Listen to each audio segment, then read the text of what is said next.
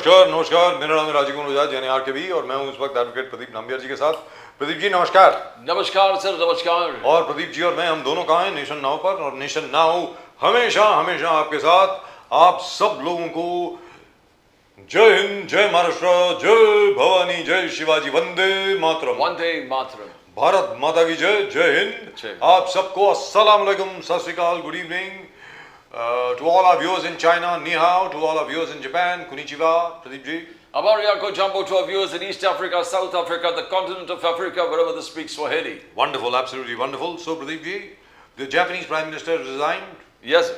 He has resigned over a lot of issues. He had to keep the party together, so he decided to step down. But then that's what happens in Japan. In Japan, the average lifespan, or the average term, not lifespan, the average term of a Prime Minister is about 6 months. Every 6 months, the Prime Minister changes. Now, the other thing which is really and truly important is finally Trump comes around and says, Mr. Modi is a very dear friend of mine, and India and USA are very big countries, and we have a lot of understanding, so nothing to worry about. So effectively, what he is saying is that, hey, listen, we are working out a deal. That's it. But the Congress, Mr. Kharge says that Modi ji के दोस्ती ने हिंदुस्तान, इस देश को बहुत नुकसान पहुंचाया। मोदी जी की दोस्ती ट्रम्प से जो हुआ, तब से हिंदुस्तान का एकदम टोटल इकोनॉमिकली और हर चीज में बहुत तकलीफ उठा। I would love to know क्या नुकसान पहुंचाया सर, क्योंकि अभी तो 27 अगस्त को तो ये टैरिफ जो हैं वो लागू हुए हैं 27 अगस्त को, और ये टैरिफ्स की वजह से हिंदुस्तान में अभी तक फिलहाल तो कोई नुकसान नहीं हुआ, क्योंकि ये टैरिफ्स किसको देने में 1000 बार एक्सप्लेन कर चुका हूं। ये टैरिफ्स देने अमेरिकन को देने, अमेरिकन कंज्यूमर को देने, या रिटेलर को देने, डिस्ट्रीब्यूटर को देने, या इंपोर्टर को देने, हमने थोड़ी देने भाई। और हमारे प्रोडक्ट अगर अमेरिका में आपको लगता है कि बहुत महंगे हैं तो भाई हम कहीं और बेच लेंगे। Thank you, all the best. ऐसी क्या बात है? तो क्या नुकसान हुआ मेरी समझ के बाद? बहुत नुकसान, एज पर खड़गे, मल्लिकार्जुन खड़गे के हिसाब से बहुत नुकसान हुआ। लेकिन खड़गे साहब ने ये भी कहा, friendship with Trump has hurt India very much, English में बोला। और उन्होंने साथ में ये भी कहा कि 6 महीने के अंदर अंदर जो है मोदी जी की सरकार गिरने वाली है, ये भी कहा। Yes. I hope, I don't know where he got this information from. और तीसरी चीज ये है कि राहुल गांधी जी मलेशिया में हैं इस वक्त। तो किरण रिजिजू साहब जो बार बार कर रहे, एक बड़ा यात्रा और 4 फॉरेन ट्रिप, तो वो पहले ट्रिप तो हो गया। Immediately after the yatra he's gone on a trip. But his popularity has gone up. There is no doubt about it. जहां तक राहुल गांधी जी का प्रश्न है, इसमें कोई डाउट नहीं है। भले बीजेपी के लोग जितने मर्जी कहते हैं, बीजेपी के जितने सपोर्टर जो मर्जी कहते हैं, राहुल गांधी की पॉपुलैरिटी में, प्रसिद्धि में, जो जनता उनको प्यार करती है उसमें इजाफा हुआ है। मैं उम्मीद करता हूं कि कांग्रेस इस इजाफे का फायदा उठा पाएगी, क्योंकि प्रदीप जी क्या है, अब बिहार में फॉर एग्जाम्पल, अब बिहार में वो वोट अधिकार यात्रा जो थी इनकी, उस पे इतने ज्यादा लोग आए, ऐसी भीड़ उमड़ी, लेकिन आपकी ग्राउंड के ऊपर आपका नेटवर्क कहां है? आप मुझे ये बताइए ना। बाकी सब तो ठीक है, where is the network on the ground? BJP का एक्यूजेशन है कि आपका यात्रा इन्फिल्ट्रेशन को सपोर्ट, जो इन्फिल्ट्रेटर्स आए हैं अलग अलग राज्यों से और जो बिहार में ऑलरेडी, और जो उनके जेन्युइन वोटर्स है जो इंडिया अलायंस के, उनको प्रोटेक्ट करने के लिए यात्रा था। ये यात्रा उसी के लिए था कि इन्फिल्ट्रेशन, इसलिए एसआईआर लागू करना चाहिए, और एसआईआर लागू होना चाहिए। अब आरएसएस ने ऐलान कर दिया है कि पूरे देश में एसआईआर होना चाहिए in a big way. Sir SIR तो लागू होना ही चाहिए, और उसके साथ साथ एनआरसी भी लागू होनी चाहिए, नेशनल रजिस्टर ऑफ सिटीजन्स। याद रखें, ये एनआरसी का कानून पास किसने किया? लोग क्यों भूल जाते हैं? ये डॉक्टर मनमोहन सिंह के वक्त लागू हुआ है भाई। ये कांग्रेस ने बोला कि हम लोगों के भारत में कितने नागरिक हैं असल में ये मालूम तो होना चाहिए ना सर।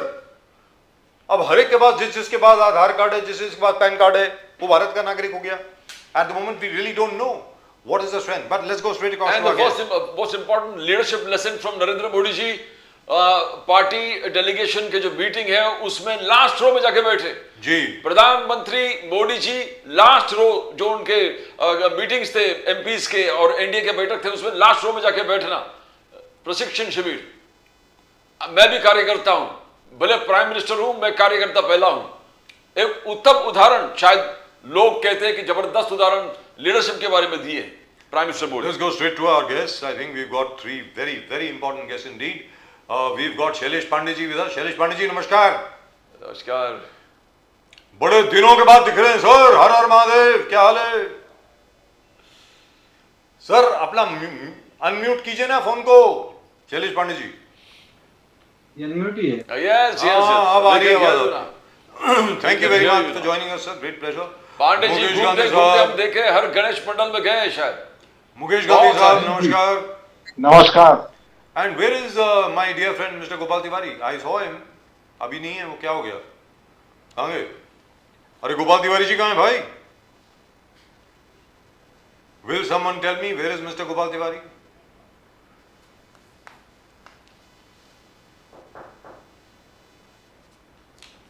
गोपाल तिवारी जी ने अपना नेट ऑफ कर दिया है।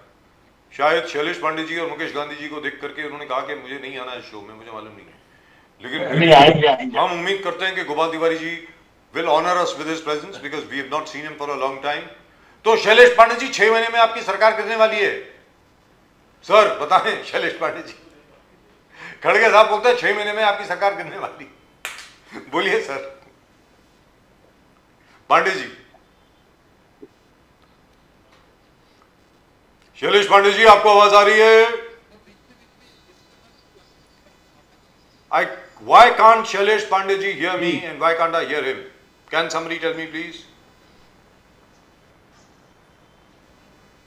शैलेश पांडे जी आपको आवाज आ रही है मेरी? नहीं, आवाज थोड़ी सी कम सुनाई दे रही है मुझे। सर आपने ब्लूटूथ लगाया कि नहीं अपना? जी जी। आपने हेडफोन लगाया कि नहीं? ईयरफोन लगाया है कि नहीं लगाया है? जी जी। सर ब्लूटूथ तो ऑन कर लीजिए। हाँ बोलिए बोलिए। मैंने आपको यह कहा कि खड़गे जी ने कहा है, मल्लिकार्जुन खड़गे साहब ने कहा है कि 6 महीने के अंदर अंदर मोदी जी की सरकार गिरने वाली है। क्या आपकी सरकार गिरने वाली है 6 महीने में? बता दो ना सबको, बोलिए सर। जी बिल्कुल नहीं। देखिए, ये कांग्रेस के लोगों का जो है ना, हमेशा अफवाह फैलाने का, ये झूठ बोलने का इनका काम हो गया है। तो इनके पास जी बोलिए बोलिए सर। इनके पास दूसरा काम नहीं है, तो सिर्फ अफवाह फैलाने का काम ये कर रहे हैं। और देखिए, देश के यशस्वी प्रधानमंत्री आदरणीय नरेंद्र मोदी जी के नेतृत्व में ये सरकार अपना पूरा समय पूर्ण करेगी और एक बार फिर से 2029 में नरेंद्र मोदी जी की फिर से सरकार बनेगी इस देश के अंदर। ये तो कांग्रेस पार्टी की बौखलाहट है, उनकी छटपटाहट है। सत्ता के बिना ये लोग तड़प रहे हैं, इसलिए अनाप शनाप कुछ भी बकवास करते रहते हैं, कुछ भी अफवाह फैलाते रहते हैं। इससे पहले इन्होंने संविधान के खत्म हो जाएगा ऐसी अफवाह उड़ाई, आरक्षण खत्म हो जाएगा अफवाह उड़ाई, तरह तरह का आरोप लगाते हैं। और ये देश की जनता सब जानती है इनकी छटपटाहट। जी जी जी। तो आपको मैं तो ये भी पूछना चाहूंगा जी से कि इन्होंने जो बात कही है कि 6 महीने के बाद ये सरकार गिर जाएगी, तो ये किससे पूछ कर ये बात कर रहे हैं? किससे साठगांठ करके ये बात कर रहे हैं? क्या ये सोरोस से बात किया है क्या इन्होंने? कौन सी उन अदृश्य शक्तियों से ये मिले हुए हैं जो देश द्रोही शक्तियां हैं? उनसे इनकी कुछ मिलावट है क्या? इनका कुछ मीटिंग हुई है क्या? क्या देश को खुलकर बताए ना कि क्या आप साजिश कर रहे हो क्या सरकार के खिलाफ? देखिए, हमने ये देखा कि हमारे एशिया महाद्वीप के अंदर जिस प्रकार से श्रीलंका हो, बांग्लादेश हो, पाकिस्तान में सत्ता पलट हुआ, वो कोशिश ये लोग यहाँ भी कर रहे हैं। ऐसा नहीं है, देश की जनता सुजान है। और उससे बड़ी बात कि देश में एक फौलादी यशस्वी जरूरत है प्रधानमंत्री, प्रधान सेवक देश के आदरणीय नरेंद्र मोदी जी की फौलादी सरकार है और देश का 140 करोड़ जनता उनके साथ है। यहाँ कोई अदृश्य शक्ति, विदेशी शक्ति, कांग्रेस कितनी भी किसी के साथ साठगांठ कर ले, षड्यंत्र कर ले, कुछ भी कर ले, ये हिंदुस्तान की मिट्टी में वो ताकत है कि ये देश भक्ति से ओतप्रोत मिट्टी है और देश द्रोहियों का यहाँ पर कोई भी दाल गलने वाली नहीं है। पांडे जी, ये पांडे जी, नरेंद्र मोदी जी ये देशभक्त प्रधानमंत्री है भारतीय जनता पार्टी एनडीए की सरकार एक देशभक्त पांडे जी, सरकार है और देश के हित पांडे के लिए जी, काम कर रही है। इंडिया अलायंस ने विरोध किया है बिहार में एसआईआर का। पांडे जी, एसआईआर का विरोध इंडिया अलायंस ने किया, आरएसएस ने सपोर्ट किया इलेक्शन कमीशन का एसआईआर को। उन्होंने कहा बिहार छोड़ो, पूरे देश में एसआईआर होना चाहिए। आरएसएस ने अपना भूमिका स्पष्ट कर दिया है कि वो इलेक्शन कमीशन के साथ है और पूरे देश में एसआईआर होना चाहिए। पांडे जी, एक नया डेवलपमेंट है, आरएसएस कूद गया है उसमें। पांडे जी, देखिए, बिहार में इस वक्त जो चुनाव आयोग ने कृति की है या जो भी कार्रवाई कर रही है वो मैं सही मानता हूं। मैं आपके चैनल के माध्यम से पूरे देश की जनता से ये पूछना चाहूंगा कि जिन लोग इस संसार में जीवित नहीं है उनका क्या वोटिंग लिस्ट में नाम होना चाहिए? क्या? बिल्कुल नहीं होना चाहिए। जो लोग बांग्लादेशी हैं, घुसपैठिए हैं, उनका नाम वोटिंग लिस्ट में होना चाहिए क्या? बिल्कुल नहीं होना चाहिए। जो लोग रोहिंग्या हैं उनका नाम वोटिंग लिस्ट में होना चाहिए क्या? बिल्कुल नहीं होना चाहिए। एक ही व्यक्ति का 4-4 जगह नाम होना चाहिए क्या वोटिंग लिस्ट में? नहीं होना चाहिए, बिल्कुल नहीं होना चाहिए। और यही काम इलेक्शन आयोग ने वहां पर किया है। लेकिन ये जो तुष्टीकरण की नीति कांग्रेस पार्टी पूरे देश में कर रही है, ये उनको ऐसा लगता है कि इस प्रकार के जो वोट थे, रोहिंग्यों के हो, घुसपैठियों के हो, ये उनका अपना वोट बैंक मान रहे थे, मानते भी हैं और उनके लिए ये लोग मरते मिटते भी हैं। लेकिन इस देश के अंदर, ये देश डॉक्टर बाबा साहब अम्बेडकर के संविधान से चलता है। ये एक लोकतांत्रिक देश है, तो देश के अंदर लोकतांत्रिक पद्धति से ये जो इलेक्शन कमीशन की बॉडी है और लोकतांत्रिक संवैधानिक तौर से जो अधिकृत वोटर लिस्ट होनी चाहिए वो वोटर लिस्ट रहेगी। और ये अभी तो बिहार से शुरुआत हुआ है, ये पूरे देश में यशस्वी प्रधानमंत्री नरेंद्र मोदी जी के नेतृत्व में पूरे देश में इस प्रकार की कार्रवाई वोटर लिस्ट के मामले में होगी। ये भले कितना भी कहे वोट चोरी, ये तो इनको ऐसा लगता है कि इनके जो वोट बैंक है उसकी चोरी हो गई, इसलिए इनकी तड़प है, इनकी तड़पड़ाहट है। Right, so let me go across to Gopal Tiwari ji. Gopal Tiwari ji is with us. Pandey साहब, मैं आता हूं आपके पास। Pandey ji, it is your channel, आप जब मर्जी जितना मर्जी बोलें, नो प्रॉब्लम। गोपाल तिवारी जी, नमस्कार। नमस्कार सर, नमस्कार। बड़े दिनों के बाद आपके दर्शन हो रहे हैं sir, thank you so much. Yes sir, आप भी बहुत फ्रेश लग रहे हैं सर आज, बहुत बढ़िया। Thank you very much sir, नमस्कार सर। लेकिन गोपाल तिवारी जी, राहुल गांधी जी के लिए भाई यार मजा आ गया सर। क्या भीड़ देखी राहुल गांधी के लिए, वो देखो वो देखो यार, क्या सपोर्ट मिल रहा है सर, जबरदस्त बिहार में जो वोट अधिकार यात्रा के लिए। लेकिन हर बार देखा गया है गोपाल तिवारी जी, मैं हर एक से अब सब और ये सवाल पूछ के मैं भी बोर हो गया हूं, लेकिन फिर भी मैं जानना चाहता हूं कि जब तक आपका ग्राउंड पर नेटवर्क नहीं होगा, ये सारे जो आपके सपोर्ट के लिए आए हैं लोग, वो क्या आपको वोट दे पाएंगे? Will this be converted into vote sir? Because for that you need a very good ground network। और बिहार में आप और उत्तर प्रदेश में, ये दो स्टेट्स हैं जहां पे आपका ग्राउंड नेटवर्क तकरीबन खत्म है। आप गोपाल तिवारी जी आप बोलें प्लीज। सर, शायद आपको एक बात याद है या नहीं पता नहीं मेरे को, कि अभी तक भारत के, हिंदुस्तान के कई राज्यों में कांग्रेस की बिना बीजेपी की सत्ता है। ये तो मानते हैं कि नहीं आप? मानते? 3 जगह पर है सर। फिर भी हमने कर्नाटक में जो वोट चोरी पकड़ी है जी, और उसमें कर्नाटक में हमने बैलेट, हमारी सत्ता रहते हुए भी हमने फेयर और फ्री इलेक्शन के लिए वहां पे डिमांड की है कि बैलेट पेपर पे इलेक्शन। जी करेक्ट। अभी देखो, ये बार बार प्रधानमंत्री का रोना ढोना, ये क्या है? जब आप माँ के नाम से इतने रोते हो और इतना, मतलब जहां कोई बात है नहीं, अरे रोने के बजाय जिसने गाली, जो स्टेज पे आके जिसने अनाप शनाप बकवास की है, उसको हमने सबसे पहले हमने डिमांड की वहां पे बिहार में, जब वहां पे ना राहुल जी थे, ना तेजस्वी थे, ना कोई थे। लोगों में गुस्सा इतना है, फिर भी हमने कड़ी निंदा की उस बात की कि उसको तुरंत अरेस्ट करो। और ये जानते हुए ये भी बार बार प्रधानमंत्री रो रहे हैं यार। अरे कमाल है, हंसी आती है। अरे आपने जब कांग्रेस को विधवा करके बोला था तब आपको शर्म नहीं आई? दीदी ओ दीदी कैसे लगाया था तब बिहार उसके खिलाफ जो तुरंत ममता बंगाल बनर्जी। में आपको जो एक लोगों ने तमाचा दिया था जो उनको पसंद नहीं आया, दीदी ओ दीदी ममता बनर्जी के बारे में आप जर्सी गाय कहते हो, शर्म आनी चाहिए यार। आप बारबाला कहते हो किनको? अरे क्या बात है। तिवारी जी, गोपाल तिवारी जी, राहुल गांधी जी के यात्रा को, राहुल गांधी जी के जो वोट अधिकार यात्रा को बीजेपी ने कहा इन्फिल्ट्रेशन, घुसपैठियों के मदद के लिए, घुसपैठियों को प्रोटेक्ट करने के लिए।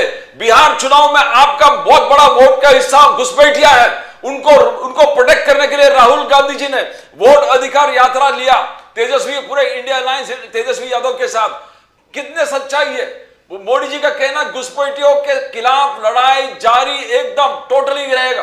ही will be conducting an exercise to eliminate the घुसपैठिया जो आपके वोटर है। तिवारी जी, गोपाल तिवारी जी, गोपाल आपको जी। आवाज आ रही है sir? I think it's frozen. Gopal Tiwari ji frame is frozen. Can we So- get Gopal Tiwari ji back please, so we can ask mister Mukesh Gandhi ji. Gandhi साहब आपके पास, गांधी साहब किस प्रकार से देखते हो आप? राहुल गांधी जी वोटर अधिकार यात्रा ले लिया है, एसआईआर का विरोध भी किया वहां पर बिहार में। आरएसएस ने कहा कि पूरे देश में एसआईआर होना चाहिए, there has to be an SIR all over the country and we are totally in support of the election commission. Gandhi साहब, भैया बात ऐसी है कि आवाज आ रही है ना मेरी? आ रही है Yes, सर, yes, आ we रही can hear है. you. आपकी आवाज बढ़िया आती है, हमेशा अच्छी आती है सर आपकी आवाज. कुछ है आपकी कुछ सांड गांड है हमारे पीसीआर के लोगों से, ये प्रोडक्शन के लोगों से. हाँ सर बोलिए सर प्लीज. देखिए ऐसा है कि राहुल गांधी जिस तरह से बड़े हाथी की चाल के पीछे कुत्ता भौंकता है वैसा भौंकते रहते हैं, रोकने दो उनको, कोई वादा नहीं है। कुत्ते भौंकने से हाथी की अपनी चाल बिगड़ती नहीं है, पर वो अपनी गति से चलता है, अपनी बुद्धि से। हाथ में वरमाला लेकर के चल रहा है और कहां वरमाला किसको पहनानी और किसको विजय दिलाना वो हाथी को पता है, क्योंकि हाथी बुद्धि का प्रतीक है। और अभी हमारे गणेशोत्सव भी हमारे यहाँ देश में गए हैं। पर राहुल गांधी के बारे में तो एक ही बात है कि अमेरिका में जो कितने सालों से एक डीप स्टेट की मूवमेंट चल रही है, जो इसके पहले बाइडेन में भी थी, हमको लगा कि ट्रंप ये डीप स्टेट के क्लच में से बाहर निकलेंगे, पर बाइडेन से भी ज्यादा डीप स्टेट के क्लच में ट्रंप साहब भी आ गए हैं। तो इसके कारण क्या होता है कि वो जो स्टेटमेंट अमेरिका में होता है उसका इमीडिएट स्टेटमेंट, जब इंडिया 4th बिगेस्ट इकोनॉमी के अंदर आगे बढ़ रही है, हमारा जीडीपी 7.8 बढ़ रहा है, तब भी कहते हैं कि ये इकोनॉमी डेड हो रही है, डेड इकोनॉमी बोल रहे हैं इसको। तो इसका मतलब कि राहुल गांधी ने अभी जितनी यात्रा दिखाई, आपको वहां बहुत मानव मेदनी दिखती है, पर वो मानव मेदनी में कुछ दम नहीं है। ये जब तक उसके साथ में लालू प्रसाद की टीम है वहां उसकी मूवमेंट देखती है। और जितने बीच में 3-4 बार आप टीवी में देखना, मैंने देखा है कि जब यादव ग्रुप उसके साथ नहीं होता है और अकेले राहुल गांधी अपने नेता को, कर्नाटक के लोगों को लेकर के चलते हैं, तेलंगाना के लोगों को चलते हैं, तब भीड़ नहीं दिखती है वहां। कांग्रेस का बेस में कोई ग्रुप नहीं है और वहां जो कुछ भी मुस्लिम कम्युनिटी का जो ग्रुप है वो एरिया में जाकर के मेजोरिटी इन्होंने पूरी अपनी यात्रा की है। तो इनको अगर यात्रा का रूट बनाने का था तो बेसिकली टोटल बीजेपी का भी जहां वर्चस्व है, जहां पूरी कम्युनिटी रहती है, Sir, which is not वहां true. उन्होंने अपना रूट नहीं बनाया। सर विच इज अपना नॉट रूट ट्रू. उन्होंने आई डोंट अपने डिसएग्री विद बनाया। You sir. मैं मुकेश गांधी साहब, मुकेश तो गांधी इसके साहब कारण एक सेकंड मुकेश गांधी साहब, आप जो बोल रहे हैं बिल्कुल ठीक बोल रहे हैं, उसमें गलत बात नहीं है कि मोस्टली जो भीड़ आ रही है ना वो तेजस्वी यादव जी की वजह से आ रही है, उसमें कोई दो राय नहीं है. Let me tell you very frankly. Now the problem is Mukesh Gandhi sahab, because you used to be earlier with the Congress, you have a very close relationship with them, You had a very close relationship with Bala Saheb Thackeray. You are now when you sir are आवाज में disturbance आ रही है पूरी Jay, channel Jay, में। please can we handle this please? What is going on today यार? इसको handle कीजिए ना भाई। मेरा ये कहना है मुकेश गांधी साहब कि जब से लालू यादव की आरजेडी की सरकार आई बिहार में, तब से कांग्रेस ने तकरीबन गिव अप कर दिया बिहार को, वेरी फ्रैंकली, बिहार और उत्तर प्रदेश को। हाँ यस और उसमें मैं आपसे जानना चाहता हूं, क्योंकि आप तो सबके बहुत क्लोज रहे हैं, you have been very close to everybody in the Congress, in the Shiv Sena, in the NCP. मैं आपसे जानना चाहता हूं कि कांग्रेस नरसिम्हा राव के वक्त एक स्ट्रेटजी उन्होंने बनाई कि ये यूपी बिहार की जो डोमिनेशन है ना कांग्रेस पे, वो खत्म करनी है। As a result of which the Congress was virtually destroyed by the Congress itself. ये इसपे कांग्रेस को किसी और को ब्लेम करने की आवश्यकता नहीं है। कांग्रेस ने खुद ने अपना जो वर्चस्व था उत्तर प्रदेश और बिहार में खुद ने डिस्ट्रॉय किया है। तो आज की तारीख में राहुल गांधी साहब is very lucky, he is got over 101 seats. आगे जाकर के प्रधानमंत्री कैसे बनेंगे, मतलब मुझे दिख नहीं रहा है। I can't see the route, how will he become PM? आपको दिखता है क्या मुकेश गांधी साहब? नहीं, देखिए मैंने जो पहले कहा वही है कि वो जो आदमी डीप स्टेट के अंदर इन्वॉल्व हो गया है और एंटी नेशनल बातें करता है, तो आज का जो यूथ जनरेशन है, आप उनका सर्वे कीजिए। Even I am telling you from the teenagers to the youth, क्योंकि अभी future shock by Alvin Toffler के मुताबिक पहले क्या था कि पहले यूथ था, मैच्योर था, ये था, पर अभी तो pre teen, post teen, young, matured youngs, ऐसे अलग अलग ग्रुप में बटी हुई हमारे यंगस्टर्स है। ये सभी का प्रतिभाव लो। मैंने बीच में एक सर्वे रिपोर्ट देखा था, तो इसमें 95% peoples are with Modi in India.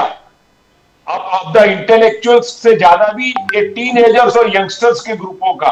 तो ये सर्वे रिपोर्ट क्या बताता है कि राहुल गांधी जितना बचपना कर रहे हैं, जितना एंटी नेशनल स्टेटमेंट कर रहे हैं, जिस तरह से बातचीत करते हैं, उसके कारण राहुल गांधी फोकस हो जाते हैं। और मैं तो राहुल गांधी को थैंक्स कहता हूं कि इसकी ये बचपना हरकतों से, एंटी नेशनल एक्टिविटी से मोदी का पोस्टर और बड़ा होते जा रहा है। और ऐसा वीक ऑपोजिशन हमारे देश को मिला है कि जिसके लिए ऑपोजिशन लीडरों को शर्म नहीं आती है।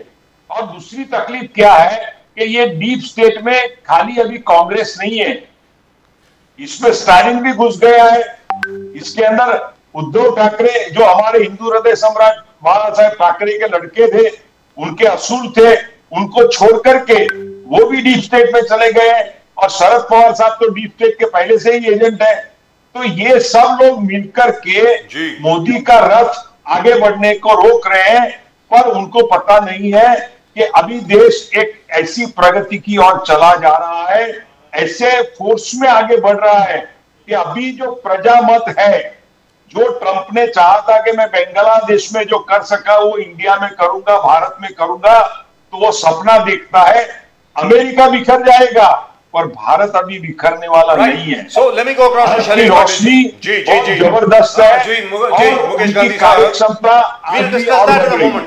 मुकेश गांधी साहब, we'll discuss Mr. Trump in just a short while. उसके पहले जो मराठा आरक्षण है उसके ऊपर जरा बात करना सर प्लीज। हाँ, बहुत अच्छी बात है। Shailesh Pandey ji, can you hear me sir? जरा कैमरे की तरफ देखिए सर, कैमरे की तरफ देखिए sir. Thank you sir. Sir, Jarange Patil साहब तो अपने लोगों को लेके चले गए वापस। बहुत अच्छा काम किया आप लोगों ने, बहुत बढ़िया स्ट्रेटजी अपनाई, जीआर आप लोगों ने निकाल दिया। अब छगन भुजबल साहब, लक्ष्मण हाके साहब, जो बाकी ओबीसी हैं, जैसे जिस कम्युनिटी से हमारे छगन भुजबल साहब आते हैं, माली कम्युनिटी जो है, उसके अलावा समता परिषद जो है, और लक्ष्मण हाके साहब जो दांगड़ कम्युनिटी से आते हैं, दांगड़ समाज से आते हैं, वो सब लोग कोर्ट में जा रहे हैं। वो कह रहे हैं कि ये तो इलीगल जीआर है। सर, इसका क्या? अब ना छगन भुजबल साहब तो आपके कैबिनेट मिनिस्टर हैं, वो अपनी सरकार के ही जीआर के खिलाफ कोर्ट में कैसे जा सकते हैं? सर आप बताइए ना शैलेश पांडे जी। अब उनको आप मतलब राइटफुली स्पीकिंग छगन भुजबल जी का आपको इस्तीफा मांगना चाहिए। पांडे साहब बोलिए सर।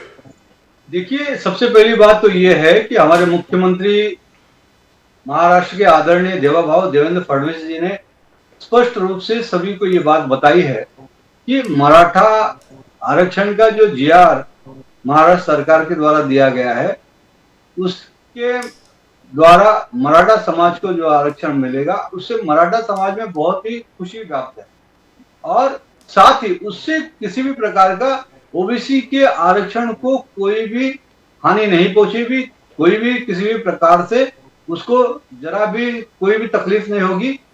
ओबीसी समाज का आरक्षण भी उसको संभालते हुए किसी भी प्रकार का उसको न छूते हुए ये मराठा समाज का आरक्षण दिया गया है, ऐसा पूरी तरह से महाराष्ट्र के यशस्वी मुख्यमंत्री आदरणीय देवेंद्र फडणवीस जी ने महाराष्ट्र की जनता को आश्वासित किया है। मुझे ऐसा लगता है इसके बाद किसी को किसी भी प्रकार से कोई भी बातें नहीं करनी चाहिए, नहीं करना चाहिए। अभी तक कोई कोर्ट गया But he is in the cabinet, sir. What should resign?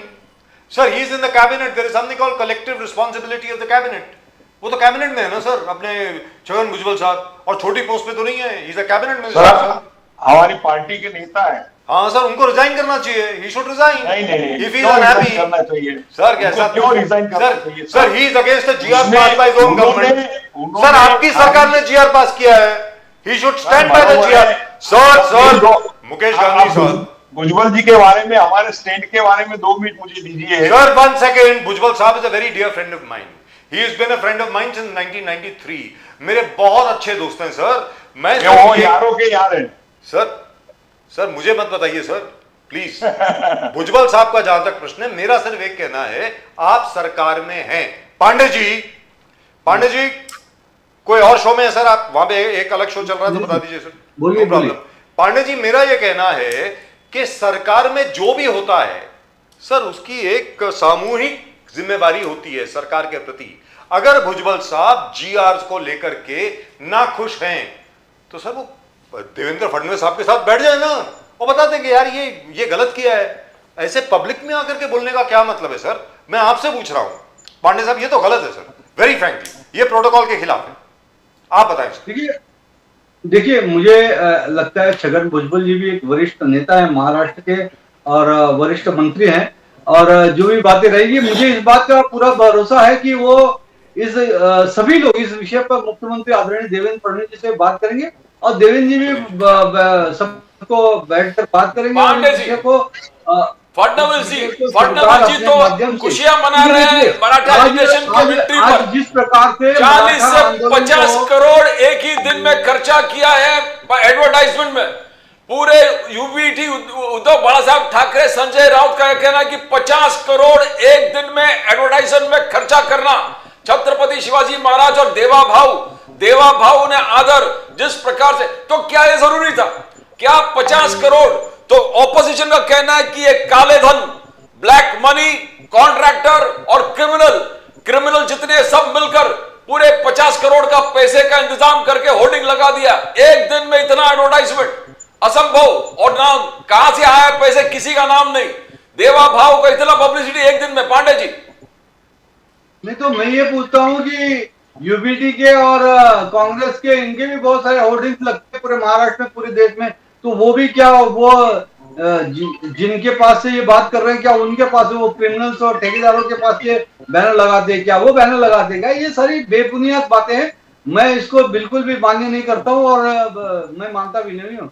ये तो एक तरह का दिवालिया है मानसिकता। और देखिए, और अगर देवेंद्र फडणवीस जी ने इतना बड़ा काम किया है महाराष्ट्र के अंदर, हमारी महाराष्ट्र के यशस्वी मुख्यमंत्री देवा भाव ने, और उनके अगर किसी शुभचिंतक ने बैनर लगाए तो ये शुभचिंतकों ने लगाए ना, लोगों ने लगाए, उस समाज के लोगों ने लगाए जिस समाज का भला हुआ है, जिस समाज को आज ये 65-70 साल तक तो गुमराह कर रहे थे ना कांग्रेस के लोग और दूसरे जो भी राज्य कर रहे थे महाराष्ट्र के अंदर, वो क्यों नहीं दे पाए मराठा समाज को आरक्षण? क्यों नहीं दे पाए? आखिर ये वाजिब सवाल है। पहले भी ये बहुत वाजिब सवाल है। कभी तो उन्होंने ये मराठा आरक्षण दिया था, उसके बाद उद्धव ठाकरे जी मुख्यमंत्री बने थे, उन्होंने सुप्रीम कोर्ट में विषय बराबर नहीं रखा और वो चीजें जो हुई वो सामने सबके। लेकिन फिर से एक बार मराठा आरक्षण को देने का काम sir let's go to Gopal Tiwari ji. Tiwari ji, I just want to Devendra Fadnavis ने किया। पांडे साहब तिवारी जी से पूछ ले। तिवारी जी, पहले प्रश्न आपको पूछे वो रह गया। गोपाल तिवारी जी, कैन यू हियर मी? आज उनको सब आंखों पर उठा रहा है और मराठा समाज पांडे जी, के लोग तिवारी जी का नेटवर्क जरा खराब है, फिर गड़बड़ जाएगी। अभिवादन कर रहे हैं, ये अच्छी बात है। पांडे जी आपके पास आते हैं। गोपाल तिवारी जी, प्रश्न पूछते ही आपका नेट डाउन हो गया था। ये राहुल गांधी जी का यात्रा घुसपैठियों को बचाने के लिए यात्रा है, इन्फिल्ट्रेटर्स को बचाने के लिए यात्रा है। ये घुसपैठिए इन्फिल्ट्रेटर्स आपके वोटर है, तेजस्वी यादव के वोटर है, इसलिए इनको बचाने के लिए यात्रा निकाला है। ये आरोप है आप पर गोपाल जी। सर, ये बहुत ही क्या बोले उसको, ये आरोप में कोई तथ्य है नहीं। इतने दिन अभी जो चुनाव हुए 2024 है, तो सब घुसपैठियों और जो मरे हुए लोगों के ऊपर चुन के आए क्या ये लोग? जब बिहार में जेडीयू के आधार के ऊपर जो आज इनकी सत्ता बनी है, कई सारे वोट चोरी के मुद्दे आगे आ रहे हैं, जहां पे वोटिंग इतना हुआ उतना मेल नहीं खा रहा है सब जगह, और सब आंकड़े सामने आ रहे हैं, और आप बोल रहे हैं कि सब इतने घुसपैठियों के ऊपर ही ये सत्ता में बैठे थे क्या इतने दिन? जब लोकसभा में चुनाव हुआ था, इनका जो जेडीयू के जो सांसद चुन के आए बिहार से, तो वो भी फर्जी वोटों के ऊपर चुन के आए क्या? अच्छा, आज तक का एक रिवाज है जो इसमें प्रेस कॉन्फ्रेंस में ज्ञानेश कुमार जी को पूछा गया था कि कभी भी अगर वोटिंग होता है तो उसके जो रिसेंट वोटर लिस्ट है उसके आधार पर होती है। अभी इन्होंने नया हथकंडा अपनाया। अच्छा, योगेंद्र यादव जी ने, सबने, हमारे कांग्रेस ने नहीं, इन्होंने बोला अगर आपके पास 800 और 900 ही लोग हैं, आपको सब पार्टियों को साथ में लेके, बीएलओ को साथ में लेके अगर वो मशीनरी उसको एक्सरसाइज करना है, तो आपने फिर सभी पार्टियों की मीटिंग क्यों नहीं बुलाई? सबसे बड़ी बात। और दूसरी बात, ज्ञानेश कुमार जी को जब पत्रकार ने पूछा, शायद कोई हिंदू या कोई वायर का पत्रकार था, कि आपने जो फाइंड आउट किए हैं उसमें कितने बांग्लादेशी, कितने नेपाल के, कितने लोग मिले आपको बांग्लादेश के, नेपाल के, जो भी घुसपैठी है, कितने बताइए तो सही ना, आप क्यों नहीं बता रहे? और ये तो डिपार्टमेंट अभी तक इतने घुसपैठी है, तो आप 11 साल क्या कर रहे थे फिर 11 साल आप? अगर आप 11 साल के बाद भी कहते हो इतने घुसपैठे ये है, तो मतलब क्या? आप सत्ता पे क्या कर रहे हो फिर बैठे बैठे? नॉनसेंस सवाल है ये सब। और जो बोल रहे थे ना कि इतने के बाद, अरे ये तो वोट चोरी करके, चोरी चट्टे करके आके बैठे हैं सर। ये अभी ये चुनाव आयोग के खिलाफ कार्रवाई नहीं कर सकते, ये तो और इसका कानून लाने की क्या जरूरत है? आप चुनाव आयोग को क्यों डिफेंड कर रहे हो आप? क्योंकि आपकी चोरी छुपी है उसमें। तो क्या बात कर रहे हैं? अरे 10 साल के बाद भी इस जनता ने कांग्रेस को 100% सीट बढ़ाई है, इसका मतलब क्या है? अरे मैं उम्मीद करता हूं आगे भी 100% वोट चोरी नहीं होती तो कांग्रेस सत्ता में भी आती इंडिया अलायंस। तो सर गोपाल तिवारी जी, आपका ये करने का क्या मकसद है? गोपाल तिवारी जी, एक सवाल पूछ लूं सर, छोटा सा। सर, अभी राहुल गांधी जी ने यह कहा था कि बहुत ही जल्द वोट चोरी के ऊपर वो एक हाइड्रोजन बम फोड़ने वाले हैं। बिल्कुल सही है। तो कर्नाटक में जो सीआईडी, देखो मैं बताता हूँ ना आपको, बोलिए। कर्नाटक में हमारी सत्ता रहते हुए उसमें फायदा ये हुआ कि कर्नाटक गवर्नमेंट जो पुलिस है उन्होंने उसके ऊपर छानबीन की, सीआईडी कमेटी ने ये की, उसके सब कुछ रिकॉर्ड सामने आ रहे हैं, ब्लैक एंड व्हाइट में सामने आ रहे हैं कि कई वोटिंग जो वहां पे कॉन्स्टिट्यूंसी है, वहां पे जो वोटिंग हुआ है उससे कम तो भी हुआ है या तो ज्यादा हुआ है। ये कैसे होता है सर? ये अपना छोटे बच्चे जो पैसा जमा करते गोलक, अगर उसमें 90 रुपए डाले तो 90 रुपए ही का हिसाब लगना चाहिए। जब वोटिंग का वोट गिरते हैं तो उतना ही हिसाब लगना चाहिए। आप चुनाव आयोग को डिफेंड करने की क्यों कोशिश कर रहे हैं? जब स्वायत्त संस्था है, आप संसद में कानून बनाते हो चुपचाप और कहते हो कि ज्ञानेश कुमार के चुनाव आयोग के खिलाफ कोई कार्रवाई नहीं होगी। व्हाट नॉनसेंस, ये क्या है? अरे इससे ही आपका चाल चरित्र समझ में आता है सर। ये और क्या रोना धोना सर, ये लेकिन गोपाल तिवारी जी, प्रधानमंत्री चलिए ये तो चुनाव की बात हो गई, चलिए we will wait for Rahul Gandhi ji to produce his hydrogen bomb, we are all waiting for it sir eagerly. देखो, बिहार की जनता इतनी मूर्ख नहीं है। बिहार की जनता आज सर, सड़क पे महाराष्ट्र में आ उतर जाए। रही है तो उनके ध्यान में बातें आ रही है। वो जनता कोई मूर्ख नहीं है। तो सर, कोई, महाराष्ट्र में आ जाएं। पैसा देके लोगों को बुलाया नहीं गया वहां पे। सर, तो महाराष्ट्र इसका में आ जाए मतलब क्या? ये है, इनके पैरों के नीचे की जमीन देखो, खिसक देखो। गई है। सर वो देखा आपने प्रदीप जी, शैलेश पांडे जी ने रुद्राक्ष की माला भी पहन हाँ ली जी। और साथ में वो स्फटिक होता है वो भी पहन लिया है, मजा आ गया sir. You asking him, should I her ask her him? Mahadev. Now I am asking Gopal Tiwari ji. Gopal Tiwari ji, अभी जो सर, ये भी रुद्राक्ष है, मेरे पास भी है। हाय हाय हाय, कमाल है सर, हर हर महादेव, सभी ओम के नमः पास। शिवाय। सर सारे ब्राह्मण हैं सामने, गांधी जी और मुझको छोड़ के बाकी सब लोग आप ब्राह्मण हैं, इंक्लूडिंग प्रदीप जी।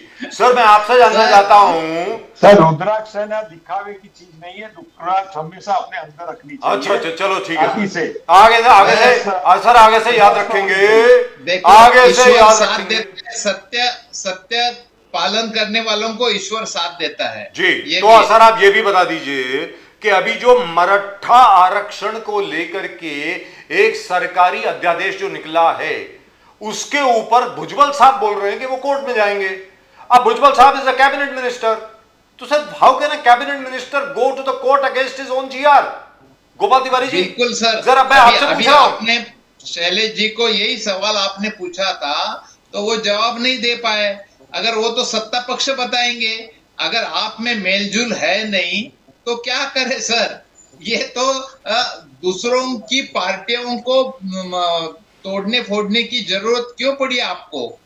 जब आप कहते हो, अरे आप मतलब पार्टी विद डिफरेंस कैसे कह सकते? देखो, आपने कहा था कि भ्रष्टाचार उजागर करेंगे। 11 साल में कोई भ्रष्टाचारी के ऊपर केस किया आपने? जिनके ऊपर आपने आरोप लगाया है, हेमंत विश्व शर्मा से लेके, बंगाल के चिट फंड से लेके, अजीत दादा पवार से लेके, जिन सबको तो आपने शामिल कर लिया सर। कथनी और करनी में कितना बड़ा अंतर है सर। ये तो तो लोगों सर भुजबल जी को अभी क्या करना चाहिए? कब तक झोंकेंगे सर? सर भुजबल जी को अभी क्या करना चाहिए? आप क्या एडवाइस दोगे भुजबल जी को, ये तो बता दो। तो भुजबल जी भी तो अंदर थे ना कई साल। यही लोग उनके ऊपर आरोप अनाप शनाप। And that is lovely footage. Look at that footage. अभी That is the सत्ता footage में of Mrs. Amrita सत्ता में Fadnavis. रहने के बाद- One second, sir. देखो sir. Look at that footage. Amrita Fadnavis ji साफ करते हुए जू चौपाटी को with Akshay Kumar and Niranjan Hiranandani and everybody else. जी सर, अब आप बोलें सर। गोपाल तिवारी जी, मणिपुर कांग्रेस चिल्ला रहा था, मणिपुर में जा रहा है प्रधानमंत्री मोदी साहब 13 सितंबर को मणिपुर जाएंगे, मगर उसमें भी आपको आलोचना है कि 29 मंथ्स के बाद इतना देर क्यों लगा है? मणिपुर जा रहा है, शांति का हर प्रस्ताव लेके, पूरे प्रशासन को साथ में लेके मणिपुर एक नया फेज की तरफ बढ़ रहा है। इसमें खुशी नहीं है आपको? आप उसको आलोचना कर रहे हैं गोपाल तिवारी जी। सर आलोचना मतलब 3 साल के बाद जब बिहार में पैरों तले जमीन खिसक रही है, माहौल खराब हो रहा है, इलेक्शन चुनाव आयोग से आपकी चोरी पकड़ी जा रही है सब जगह, तो इसके लिए आपको ये सब सूझ रहा है अभी। और मणिपुर का मतलब कब से बोल रहे हैं, क्यों नहीं गए आपने? अरे पहलगाम के जो आतंकी है वहां पे उनके जो रिश्तेदार है उनको भी मिलने नहीं गए ये। और मतलब क्या है उसका? नहीं, आपका आलोचना था कि नहीं जाना।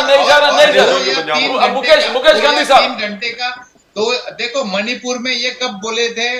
जब अविश्वास प्रस्ताव आया था तब मणिपुर का म बोले थे सांसद में, वो भी 2 घंटे के प्रधानमंत्री के भाषण में आखिरी 5 मिनट में मणिपुर के बारे में बोले थे। वो भी उसके जब अविश्वास प्रस्ताव लाया गया तभी बोले। तब तक कई बार डिमांड की, कभी बोले नहीं। आप राजीव जी, आप सहमत होंगे इससे? या प्रदीप जी आप मेरे को बताइए कि नहीं मैं गलत कहता हूं? प्रधानमंत्री मणिपुर के बारे में बोले थे, उसके प्रति चिंता जताई थी, दुख व्यक्त किया था, कभी तो किया था। अरे कुछ नहीं तो फिर आप क्यों ऐसे बोल रहे हैं? जब आपकी कथनी करने में अंतर है तो लोग तो सवाल पूछेंगे। और कभी-कभी situation goes out of control. 2-2.5 घंटे के लिए मणिपुर का समय दे रहे, जो आपका शेड्यूल आ गया है टाइमिंग का, तो क्या मतलब? Sir Gopal Tiwari ji, one second, let me clarify sir. जहां तक मणिपुर का, sir I am totally with you Sir, I am totally with you. The Prime Minister should have given a statement much earlier. And मेरा सिर्फ एक मानना है, गोपाल तिवारी जी, आप जरा ध्यान से सुन लें सर, और शैलेश पांडे जी और मुकेश गांधी साहब, आप भी जरा ध्यान से सुने. I am sorry, I didn't want to intervene. मेरा ये कहना है कि आपके मेंबर्स ऑफ पार्लियामेंट जितने भी हैं लोकसभा के, राज्यसभा के, उनको आप ट्रस्ट करें. मेरा ये कहना है सरकार से, आप सब पे विश्वास कीजिए, क्योंकि सब लोग देशभक्त हैं. जो भी वहां पर आया है पार्लियामेंट में जीत करके, सर वो सब लोग देश का भला चाहते हैं. The prime minister should have taken everybody into confidence. He should have said कि यार अभी प्रॉब्लम है मणिपुर में, there are 3-4 other countries involved, जिसकी वजह से हम लोग पूरी स्टेटमेंट नहीं दे सकते. Sir everybody would have agreed. अब प्रधानमंत्री ने ये ऐसा नहीं बोला तो लोगों को लगा कुछ छुपाया जा रहा है. As a result of which this happened. Very sad. Sir ये बोलना चाहिए था. I agree with you. Gopal Tiwari ji, प्रधानमंत्री जी को पहले बोलना चाहिए था. प्रदीप जी प्लीज. मुकेश गांधी साहब, आप कैसे देख रहे हो? अगर प्राइम मिनिस्टर मणिपुर जा रहा है, 3 घंटा वहां पर वो बिताएंगे लोगों के साथ, प्रशासन के साथ, एक इक्वानिटी और पीसफुल एटीट्यूड की तरफ मणिपुर जा रहा है, तो किस प्रकार से देखते हो? कांग्रेस का आलोचना क्या देते हो आप, गांधी साहब? देखिए प्रदीप जी, हमेशा नरेंद्र मोदी जी अपने जो भी कदम आगे बढ़ाते हैं वो राइट टाइम पे लेते हैं. जिस तरह से जम्मू कश्मीर का इश्यू इन्होंने सॉल्व किया, राम मंदिर का इश्यू सॉल्व किया, वैसे मणिपुर का भी इश्यू सॉल्व करेंगे. क्या है कि आप मणिपुर का इतिहास देखो तो कांग्रेस ने वहां, sir I think Gopal Tiwari ji wants to leave. Mukesh Gandhi साहब, Gopal Tiwari ji wants to leave. We'll say goodbye to him. Thank you very much, sir. Gopal Tiwari ji, thank you very much for joining us. नमस्कार. आप कुछ बोलना चाह रहे हैं? जाने के पहले कुछ बोल दीजिए सर. बोलिए सर प्लीज. सर मैं यही कहना चाहता हूं, ये जो प्रवक्ता ये खुद ही मोदी जी की पीठ थपथपा रहे सर. ये तो लोगों ने बोलना चाहिए कि भाई नहीं, आपको समझ था. देखो सर वो जाने वाले पहलगाम जब हत्या हुई थी तब पूरे विपक्ष ने एकजुट होके बोला था हम आपके साथ है. आप लेकिन वहां ऑल पार्टी मीटिंग नहीं आए, आप बिहार प्रचार रैली में गए, वहीं पे भी हंसी ठहाके लगाने लगे थे. तो आप कैसे माने सर? ये तो अगर आप भी कुछ मैच्योरिटी, कुछ अकाउंटेबिलिटी बताएंगे तब लोगों ने तो सराहना करनी चाहिए. अपने आप के प्रवक्ता ही आप ही खुद की फिर रहे हो तो मतलब क्या उसका? आप कोई न्यूज एडिटोरियल में आता है मोदी जी के बारे में, कोई लोग प्रशंसा करते हैं. डिटेल में नहीं जाना. आज जाके धनखड़ के चुनाव के समय आप खतरे में हो, इसलिए आपको 2 दिन का वहां कार्यशाला लेनी पड़ी. सबको एनडीए को सबको इकट्ठा रखना पड़ रहा है. इससे साबित होता है 11 साल में ऐसे कभी नहीं हुआ था. लेकिन आज जब धनखड़ की सीट के बारे में आपको चिंता हो रही है तो आप एनडीए और बीजेपी को लेके 2 दिन वहां पे पार्लियामेंट में वर्कशॉप ले रहे हैं. इससे साबित होता है. आती आपकी बात से. अरे हंसी, आप हंसते ही रह जाओ, और क्या कर सकते हैं आप? नहीं आपके पास कुछ करने के लिए. लेकिन Gopal Tiwari ji, we are waiting for the hydrogen bomb. नमस्कार सर, हम हाइड्रोजन बॉम्ब का इंतजार कर रहे हैं sir. But very well done in Bihar, very well done. आपके वोट अधिकार यात्रा के लिए बहुत जो काम किया आपने प्रशंसनीय है, उसमें कोई दो राय नहीं. मगर गोपाल जी एक लास्ट एक सुनिए. बोलते राहुल गांधी जी एक बड़ा यात्रा निकालते हैं और 3 फॉरेन ट्रिप लेके जाते हैं. पहला फॉरेन ट्रिप मलेशिया हो गया, अब 2 और किधर है गोपाल जी? बिकॉज एक सब जगह टॉक हो गया. एक लंबा यात्रा लेते हैं राहुल गांधी जी, फिर 3 फॉरेन ट्रिप. रिजिजू को कहना था, फिर आकर के यहाँ फोड़ते हैं और उसके सामने हमारा प्रोटेक्शन आर्मी इतना जबरदस्त है कि वो हवा में ही मिसफायर हो जाता है. चलिए, thank you so much Gopal sir. आपके जो राहुल सिंह है, उन्होंने जो सवाल उठाए थे उसका भी जवाब देंगे तो देश हित के लिए अच्छा होगा. उन्होंने कहा था अपने इनके सामने, राजनाथ सिंह के सामने, कि सिर्फ हमको ये साइन आपके सीडीएस प्रमुख ने बोला था, राजनाथ सिंह के मौजूदगी में बोला था सर, कि मैंने कहा कि हमें तो पता है ये आने वाला नहीं है, लेकिन हम सब साइन कर रहे हैं. कितने बातें बताऊं सर आपको? जब कुछ नहीं आपके सीडीएस बोलते हैं चाइना और पाकिस्तान एक साथ है, तो आप वहां पे रेड कर, तो sir we are ready. So good. No तो अच्छी बात है ना सर. सर आपको तो खुश होना चाहिए गोपाल तिवारी जी, आपको तो खुश होना चाहिए. ये नरसिम्हा राव जी ने जो करार किया देन जाओपिंग के साथ वो आज तक चल रहा है sir. That not a single bullet has been fired on that border. लेकिन I will have to leave, अभी क्या करें. So thank you very much sir. जाना है मेरे. But sir चाइना के ऊपर तो सर कहीं जाना नहीं है, मुंह छुपाना है. Thank you. Anyway, नमस्कार sir. Thank you very much. जय हिंद. मुकेश गांधी साहब, मुकेश गांधी जी. एक बड़ा यात्रा, उसके बाद 3 फॉरेन ट्रिप, रिजिजू सबका कहना था, तो एक हंसी बन गया है राहुल गांधी जी. देखिए क्या है, राहुल गांधी को इस देश की पड़ी नहीं है. देश के लिए उनको कोई अंदर से उनका दिल जलता नहीं है. आज 24/7 हमेशा काम करने वाला 365 डेज काम करने वाले नरेंद्र मोदी जी है. वैसे ही यहाँ का देवेंद्र फडणवीस है, अजीत पवार है, शिंदे साहब है, और आज बीजेपी के हर स्टेट में आप देखेंगे तो लोग इतना अविरत 24/7 काम करते हैं लोग हित के लिए. इतनी सिंसियरिटी कांग्रेस को लानी चाहिए.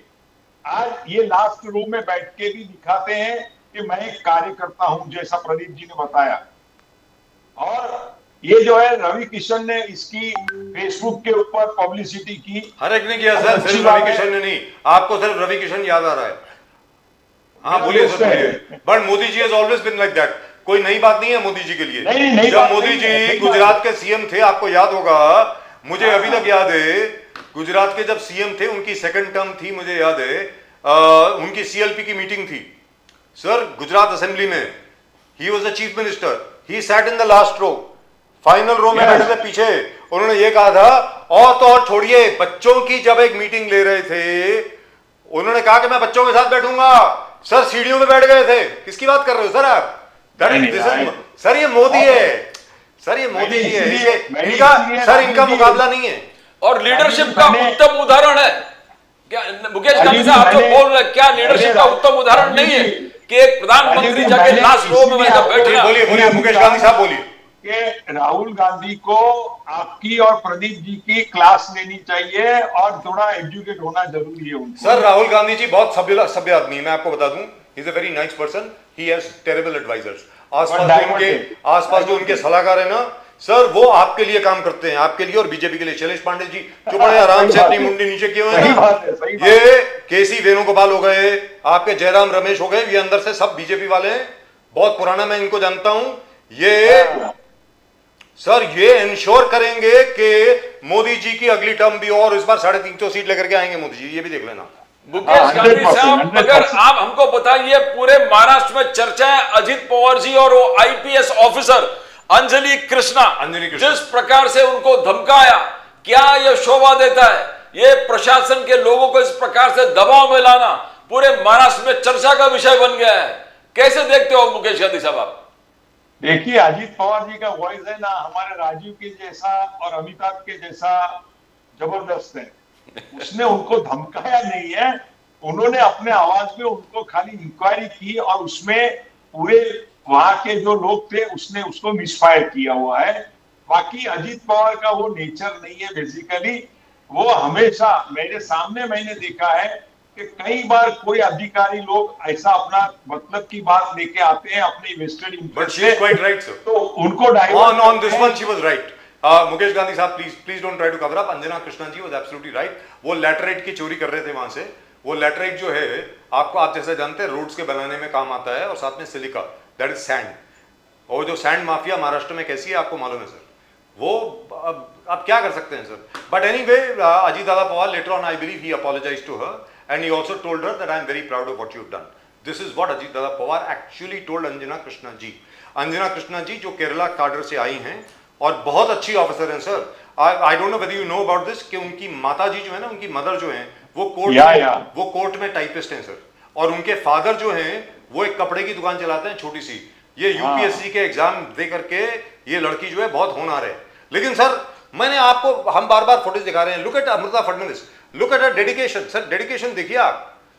अगले दिन, कल के दिन सर, जैसे ही अपना गणपति विसर्जन खत्म हुआ, she was among the first people to reach Juhu beach. और जुहू बीच का क्लीन अप किया इन्होंने पूरा का पूरा सर, गणपति के बाद. अच्छी बात है. वो देखिए सर, विद वो अक्षय कुमार भी थे वहां पे, काफी अलग अलग फिल्म स्टार भी थे, हमारे मित्र जो हैं निरंजन हीरनदानी, वो भी थे वहां पे. Absolutely brilliant. कुछ मुझे लगता है इनकी तारीफ में कुछ बोलना चाहिए आपको सर. हाँ, हाँ वही ये देखिए, ये अमृता फडणवीस जी को मैं पहचानता हूँ अच्छी तरह से। She is a very novel and very broad minded lady, और वो हमेशा जिस तरह से नीता अंबानी जी का व्यक्तित्व है वैसा ही पैरेलल पॉलिटिक्स में किसी का व्यक्तित्व है, तो ये हमारी बहन का है। मैं ये दोनों को आज एक ideal lady from the top family मानता हूँ। आज उनका दोनों का देख के, नीता अंबानी जी का और अमृता फडणवीस जी का देख करके, आज जो एलाइड क्लास की महिलाएं हैं उनको फॉलो करना चाहिए। और सोशल वर्क में दिखावा नहीं होता है, पर जब दिल से कुछ बात होती है तब काम होता है।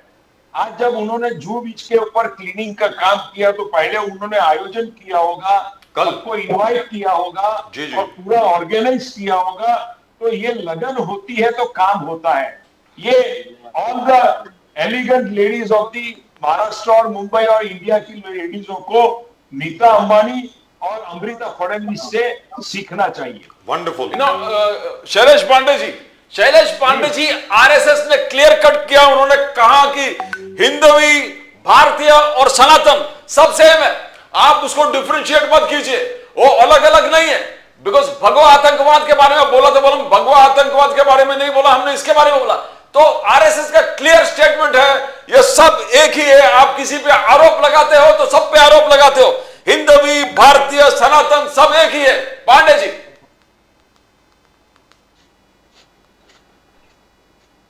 पांडे जी आपकी आवाज कट रही है, क्या पूछे आप?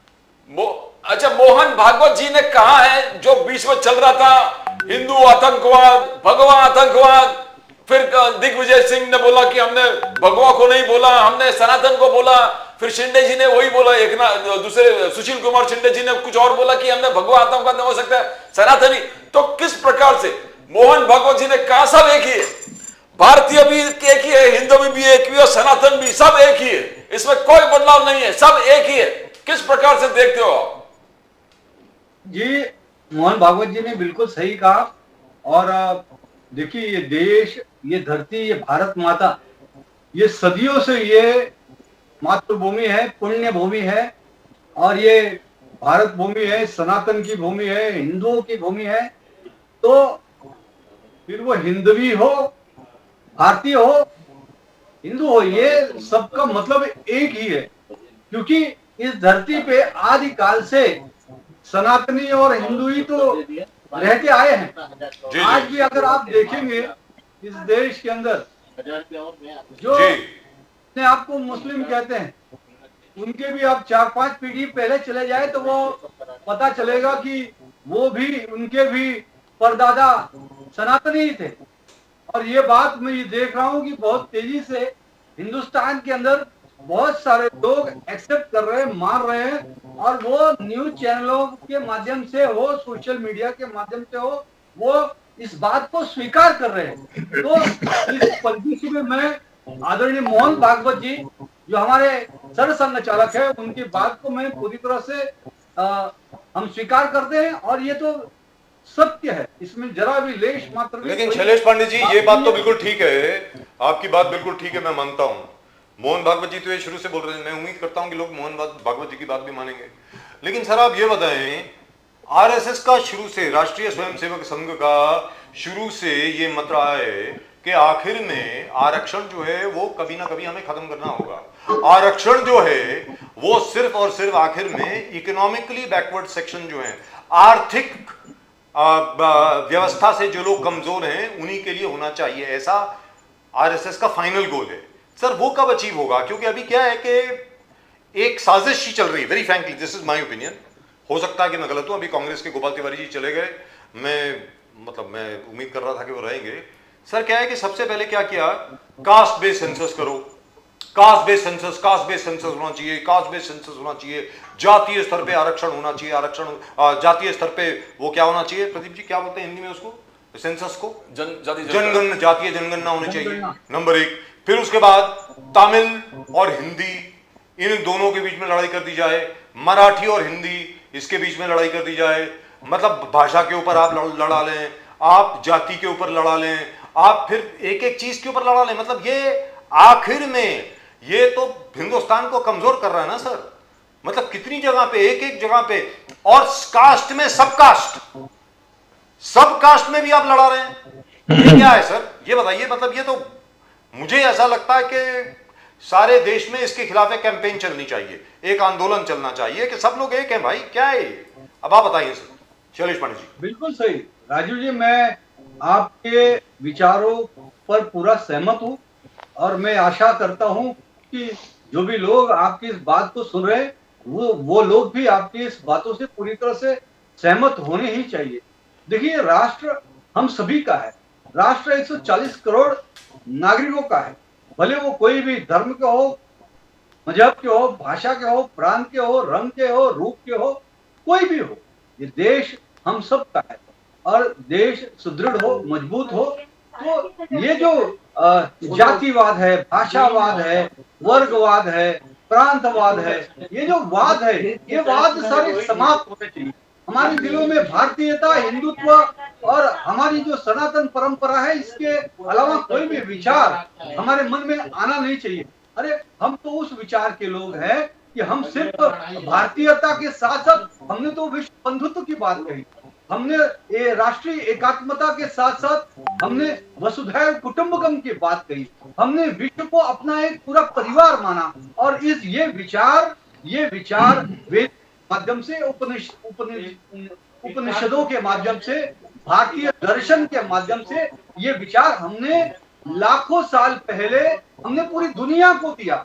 विश्व बंधुत्व का विचार, राष्ट्रीय एकात्मता का विचार और वसुधैव कुटुंबकम का विचार, विश्व एक का विचार, अद्वैत का विचार, एको हम द्वितीय हम द्वितीयो नास्ति, एकम सत्य विप्रहा बहुधा वदंती। ये सारी बातें हमने तो लाखों साल पहले वेदों के माध्यम से, उपनिषदों के माध्यम से, भगवत गीता के माध्यम से हमने सारी दुनिया को दिया है। और आज भी मैं ये पूरे देश के नागरिकों से, ऑल पार्टी के नेताओं से भी मांग करूंगा कि इस देश को बनने ने यहाँ तक पहुंचने में बहुत वक्त लगा है, बहुत कुर्बानियां देना पड़ा है। जिस भारत माता का प्राचीन वैभव बहुत ही स्वाभिमान पूर्ण रहा, प्राचीन भारत की हमारा जो गौरवशाली इतिहास रहा, लेकिन बीच में जो 800 वर्षों तक, मूलों सैकड़ों वर्षों तक अंग्रेजों का ये जो गुलामी। लेकिन ये बताएं सर, शैलेश पांडे जी, मैं चाहूंगा कि आप इस पे रिएक्ट करें। आज सर एक मिनट। जातिवाद, परिवारवाद, वंशवाद, रंगवाद, भेदभाववाद को जमीन में गाड़कर सर एक मिनट, एक ही मंत्र, भारतीयता और हिंदुत्व के मंत्र पर सर हिंदुत्व, हिंदुस्तानियत, भारतीयता, जी बिल्कुल बिल्कुल बिल्कुल दुरुस्त बात है। आप सर और देशभक्ति जरूर जोड़ूंगा, लेकिन आप ये बताएं सर पांडे जी, ट्रंप साहब ने कहा हमारी इकोनॉमी डेड है, भारत की economy it's a dead economy along with the Russian economy. Rahul Gandhi ji उन्हीं की बात बोल रहे हैं, yes it's a dead economy. कुछ अमेरिकन इकोनॉमिस्ट बोल रहे हैं, सब नहीं, 90% जो अमेरिकन इकोनॉमिस्ट हैं वो बोल रहे हैं कि ट्रंप ने भारत के ऊपर इतने टैरिफ लगा करके अमेरिका का नुकसान किया है, भारत का कुछ नहीं किया है, भारत को तो बहुत बड़ा मौका दे दिया है। ऐसा अमेरिकन इकोनॉमिस्ट बोल रहे हैं। कुछ अमेरिकन इकोनॉमिस्ट जो हैं वो ये बोल रहे हैं कि भारत की अर्थव्यवस्था पे बहुत धक्का लगेगा। उसी चीज को रिपीट कर रहे हैं कांग्रेस के लोग, उसी चीज को रिपीट कर रहे हैं द वायर, उसी चीज को रिपीट कर रही है द हिंदू, उसी चीज को रिपीट कर रहा है द क्विंट, उसी चीज को रिपीट कर रहे हैं बाकी जितने भी लोग हैं आज की तारीख में जो कि मोदी जी के खिलाफ हैं। सब लोग यही बोल रहे हैं। मैं आपसे जानना चाहता हूं सर, इनमें देशभक्ति नहीं है क्या? मतलब मेरी समझ के बाहर है। आफ्टर ऑल एक छोटी सी मैं आपको एग्जांपल देता हूं। 1954 में जो अमेरिकन ऑयल कंपनीज यहां पर आई थी सर्वे के लिए भारत में, उन्होंने ये कहा था, including Rockefellers company by the वे, उन्होंने ये कहा था भारत में ऑयल ही नहीं है, भारत में तो पेट्रोलियम है ही नहीं। अभी आप जानते हैं कि वो D4 जो क्या है, वो नर्मदा दामोदर बेसिन जो है उसके ऊपर हम लोगों का इतना बड़ा ऑयल फील्ड है, बॉम्बे हाई में ऑयल फील्ड है, ना जाने कितनी कितनी और जगह पर हमारे ऑयल फील्ड बन गए। They said there is no oil in India. Pandit Nehru ने तब कहा था कि हमें आत्मनिर्भर भारत बनाना है। अब वही स्थिति दोबारा आ गई है। मोदी जी कहते हैं हमें आत्मनिर्भर भारत बनाना है। तो मेरा ये कहना है कांग्रेस को तो सबसे पहले आकर के इसकी सराहना करनी चाहिए कि मोदी जी पंडित जवाहरलाल नेहरू के दिखाए हुए मार्ग पे चल रहे हैं अर्थव्यवस्था की, जहां तक बात है। अब आप बोले पांडे जी। देखिए, मैं आपकी बात से पूरी तरह सहमत हूँ राजीव जी, लेकिन दुर्भाग्य ऐसा इस देश का कि इस वक्त पंडित जवाहरलाल नेहरू के विचार को, जब से सोनिया गांधी इस देश में कांग्रेस का नेतृत्व कर रही है, जब से, और राहुल गांधी को जब से नेतृत्व मिला है, तब से ये पंडित जवाहरलाल नेहरू के विचार को कांग्रेस ही नहीं मान रही। सरदार वल्लभ भाई पटेल के विचारधारा को तो इन्होंने तिलांजलि दे दी। नेताजी सुभाष चंद्र बोस का तो उसी वक्त अपमान किया था। डॉक्टर बाबा साहब अम्बेडकर के खिलाफ तो इन्होंने चुनाव में उनको हरवाया था। और आज ये वोट चोरी की बात करते हैं। जब डॉक्टर बाबा साहब अम्बेडकर जी चुनाव लड़े थे तो 83,000 से ज्यादा उनके मत को रद्द करने का काम इन लोगों ने किया था उस वक्त। तो इनसे कोई उम्मीद नहीं है। लेकिन मैं आपकी इस बात को जरूर ये कहूंगा कि जो आपने ट्रंप का नाम लिया, देखिए, ट्रंप सुबह कुछ कहते हैं, दोपहर को कुछ कहते हैं और शाम को कुछ और कहते हैं। जिस प्रकार से ऑपरेशन सिंदूर के समय उनकी भूमिका रही और उसके बाद ये टैरिफ लगाकर हिंदुस्तान के प्रति उनका ये जो रोष या उनका ये व्यवहार दिख रहा है, अब वो दिन भर में उनके स्वभाव में, उनके वक्तव्य में बदलाव, तो उनपे हम कितना रिलायबल हो सकते हैं? क्या किस बात को उनको माने? जो सुबह बोले उसको माने कि दोपहर को बोले उसको माने कि जो शाम को बोला उसको माने? किसको माने? तो अब वो खुद ही अपने रिलायबिलिटी को धीरे धीरे खोते जा रहे हैं। दूसरी बात बहुत ही महत्वपूर्ण बात मैं कहने जा रहा हूं। देखिए, अमेरिका ने इसके पहले भी मुझे याद है, और जब पंडित अटल बिहारी वाजपेयी जी प्रधानमंत्री, जब उन्होंने पोखरण में अणु विस्फोट किया, तब ये अमेरिका ने सैंक्शन लगाया था। और उसके बाद क्या हुआ? सैंक्शन लगाए गए, लेकिन प्रधानमंत्री अटल बिहारी वाजपेयी जी ने जो नीति इस देश में बनाई, इस नीति के कारण देश आत्मनिर्भर बना, देश और मजबूत बना। और मैं कहता हूं, मैं तो खुशी जाहिर करता हूं, ये जो टैरिफ लगा है, इससे 100% अमेरिका की जो इकोनॉमिस्ट कह रहे हैं, अमेरिका के जो सांसद कह रहे हैं, वो सही बात है। इससे नुकसान सिर्फ और सिर्फ अमेरिका का ही होगा, हिंदुस्तान का नहीं होगा। हिंदुस्तान और अत्यधिक आत्मनिर्भर बनेगा और आगे बढ़ेगा, अर्थव्यवस्था में और लंबी छलांग लगाएगा। मैं आज आपको बताना चाहूंगा, और पूरी दुनिया ये बात जानती है, आज अमेरिका भी अगर तरक्की कर रहा है तो हिंदुस्तानी ब्रेन के कारण। हिंदुस्तानी ब्रेन, ये हम सभी 140 करोड़ हिंदुस्तानियों के लिए बहुत ही गर्व की और गौरव की बात है। आज अमेरिकन कंपनियों के ज्यादातर सीईओ आप अगर देखेंगे तो वो हिंदुस्तानी है, हिंदुस्तानी। ये अमेरिका भी, देखिए, इसके बाद जब ये सारी बातों को समझता है, अमेरिका की जो ब्यूरोक्रेसी है या अमेरिका की जो एडवाइजरी कमेटी है, तो वो भी ऐसा नहीं है कि उसका फीडबैक नहीं मिलता है ट्रंप को। ट्रंप वो भी वो सारी चीजें बाद में जब पता चलती है तो वो नरेंद्र मोदी जी की तारीफ करते हैं, भारत की तारीफ करते हैं। तो देखिए, आज के दिन में देश के यशस्वी फौलादी प्रधानमंत्री आदरणीय नरेंद्र मोदी जी ने देश को उस मुकाम तक लेकर पहुंचा है कि दुनिया की कोई भी ताकत हिंदुस्तान को निगलेक्ट करके नहीं चल सकता, और जो हिंदुस्तान को निगलेक्ट करेगा उसका ही नुकसान होगा। मुकेश गांधी साहब, आज एक फुटेज मिला था कि मल्लिकार्जुन खड़गे एक किसान का अपमान कर रहे हैं। किसान उसके पास रिलीफ के लिए गया था, तो उन्होंने बोला आपके पास 4 एकड़ है, मेरे पास 40 एकड़। तो किस प्रकार से आप देखते हो किसान के बात करने वाले? तो बीजेपी का आरोप है कांग्रेस पर कि किसान का अपमान करते हैं, आर्मी का अपमान करते हैं और संविधान का अपमान करते हैं। कैसे देखते हो गांधी साहब? देखिए, खड़गे जी हो या राहुल गांधी हो, कांग्रेस के सभी नेता एक अलग प्रकार की दुनिया में जी रहे हैं। इनको पता नहीं है कि हम जब तक ग्रास रूट पे लोगों की संवेदनाओं के साथ नहीं रहेंगे, लोगों के प्रॉब्लम को सॉल्व नहीं करेंगे, तो हम इस देश का उत्थान भी नहीं कर सकते और हमारी पार्टी का जनाधार भी नहीं बढ़ा सकते। और ये मिस्टेक तो हमेशा आजकल कांग्रेस कर रहा है। अभी मैं आपको एक महाराष्ट्र का उदाहरण दूं अभी मैं मेट्रो रेल में बैठने की सोच रहा था, तो मैंने मेट्रो रेल का मुंबई का एक एनालिसिस किया। तो आज मुंबई के अंदर आज 13 लाख लोग खाली अंधेरी से दहिसर तक का अप डाउन करते हैं, ऐसा उनका एक रिपोर्ट आया। तो आज तक जो उद्धव ठाकरे जी ने जो ये मेट्रो रेल को 2.5 साल पीछे फेंक दी थी, और उसी मेट्रो लाइन को और मेट्रो रेल को पूरा देवेंद्र फडणवीस, शिंदे जी, अजित पवार जी ने जिस तरह से आगे बढ़ाया, और पूरे महाराष्ट्र के मुंबई के अंदर आज 367 किलोमीटर का पूरा एक मेट्रो की जाल बिछा रहे हैं। तो इतना प्रगतिशील काम करके हमारे जो ये यूटी सरकार है, बीजेपी की गवर्नमेंट है, एनडीए की गवर्नमेंट है, ये लोगों का जीवन धोरण किस तरह से ऊपर आ जाए, लोगों की नीड किस तरह से ऊपर आ जाए, उसके लिए प्रयत्नशील है। जिस तरह से आज जीएसटी का भी रिफॉर्म किया, वो बहुत बड़ा बेमिसाल है।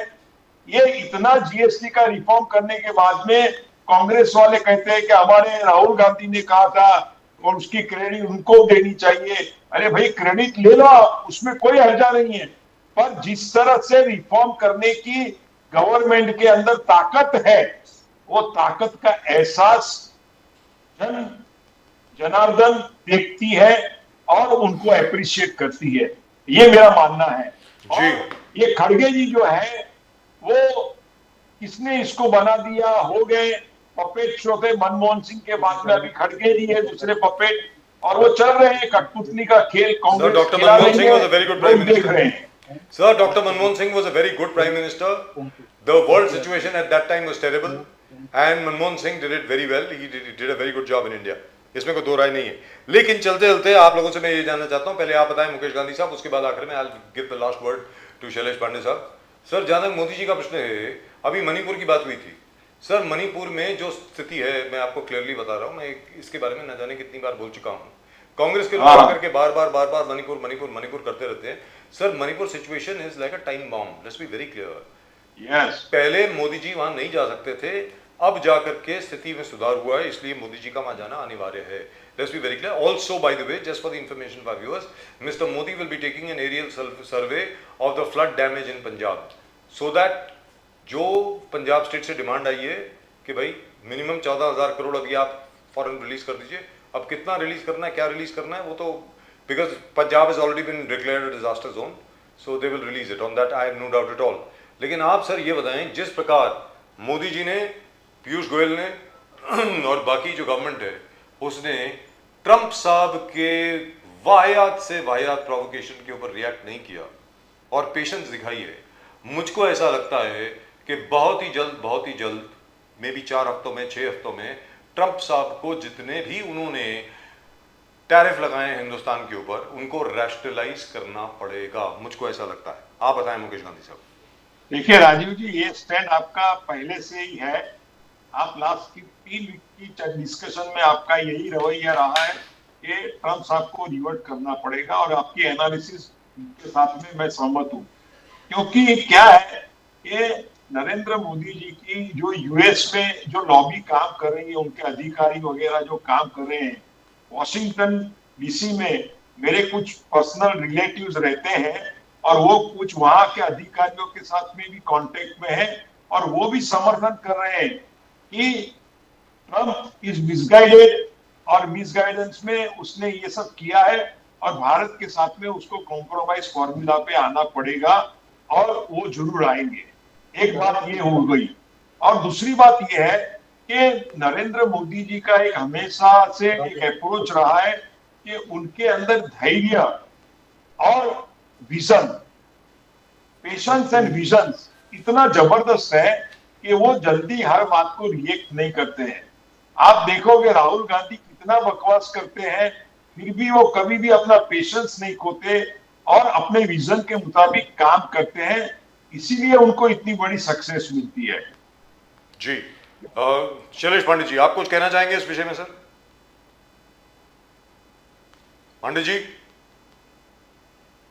जी नहीं, देखिए मैं इतना ही जरूर कहूंगा इस वक्त, पांडे जी और जांच कर रहे हैं। मैंने आपके चैनल पे भी पहले बहुत बार कहा है इस बात कि देश में देश के विकास के लिए जितना सत्ताधारी पक्ष का मजबूत होना या जागरूक होना जरूरी है, उतना विरोधी पक्ष का भी होना चाहिए। लेकिन मुझे बड़ा दुख होता है, तकलीफ होता है कि विरोधी पार्टी ने, देखिए, अगर सरकार कुछ गलत कर रही है तो आप उसको चीखो, चिल्लाओ, ऑब्जेक्शन लो, बोलो, लेकिन जो काम अच्छे हो रहे, जो देश के भलाई के लिए हो रहे, जो देश के हित के लिए हो रहे, अरे वहां तो तारीफ करो यार। आप जो काम देश के हित के लिए हो रहे, वहां भी आप देश के साथ नहीं खड़े हो रहे। ठीक है, आप प्रधानमंत्री के साथ मत खड़े होइए, आप भारतीय जनता पार्टी के साथ मत खड़े होइए, आप एनडीए के साथ मत खड़े होइए, लेकिन देश के साथ तो खड़े होइए। जब विदेशी नीति की बात हो, जब देश के रक्षा का विषय हो, जब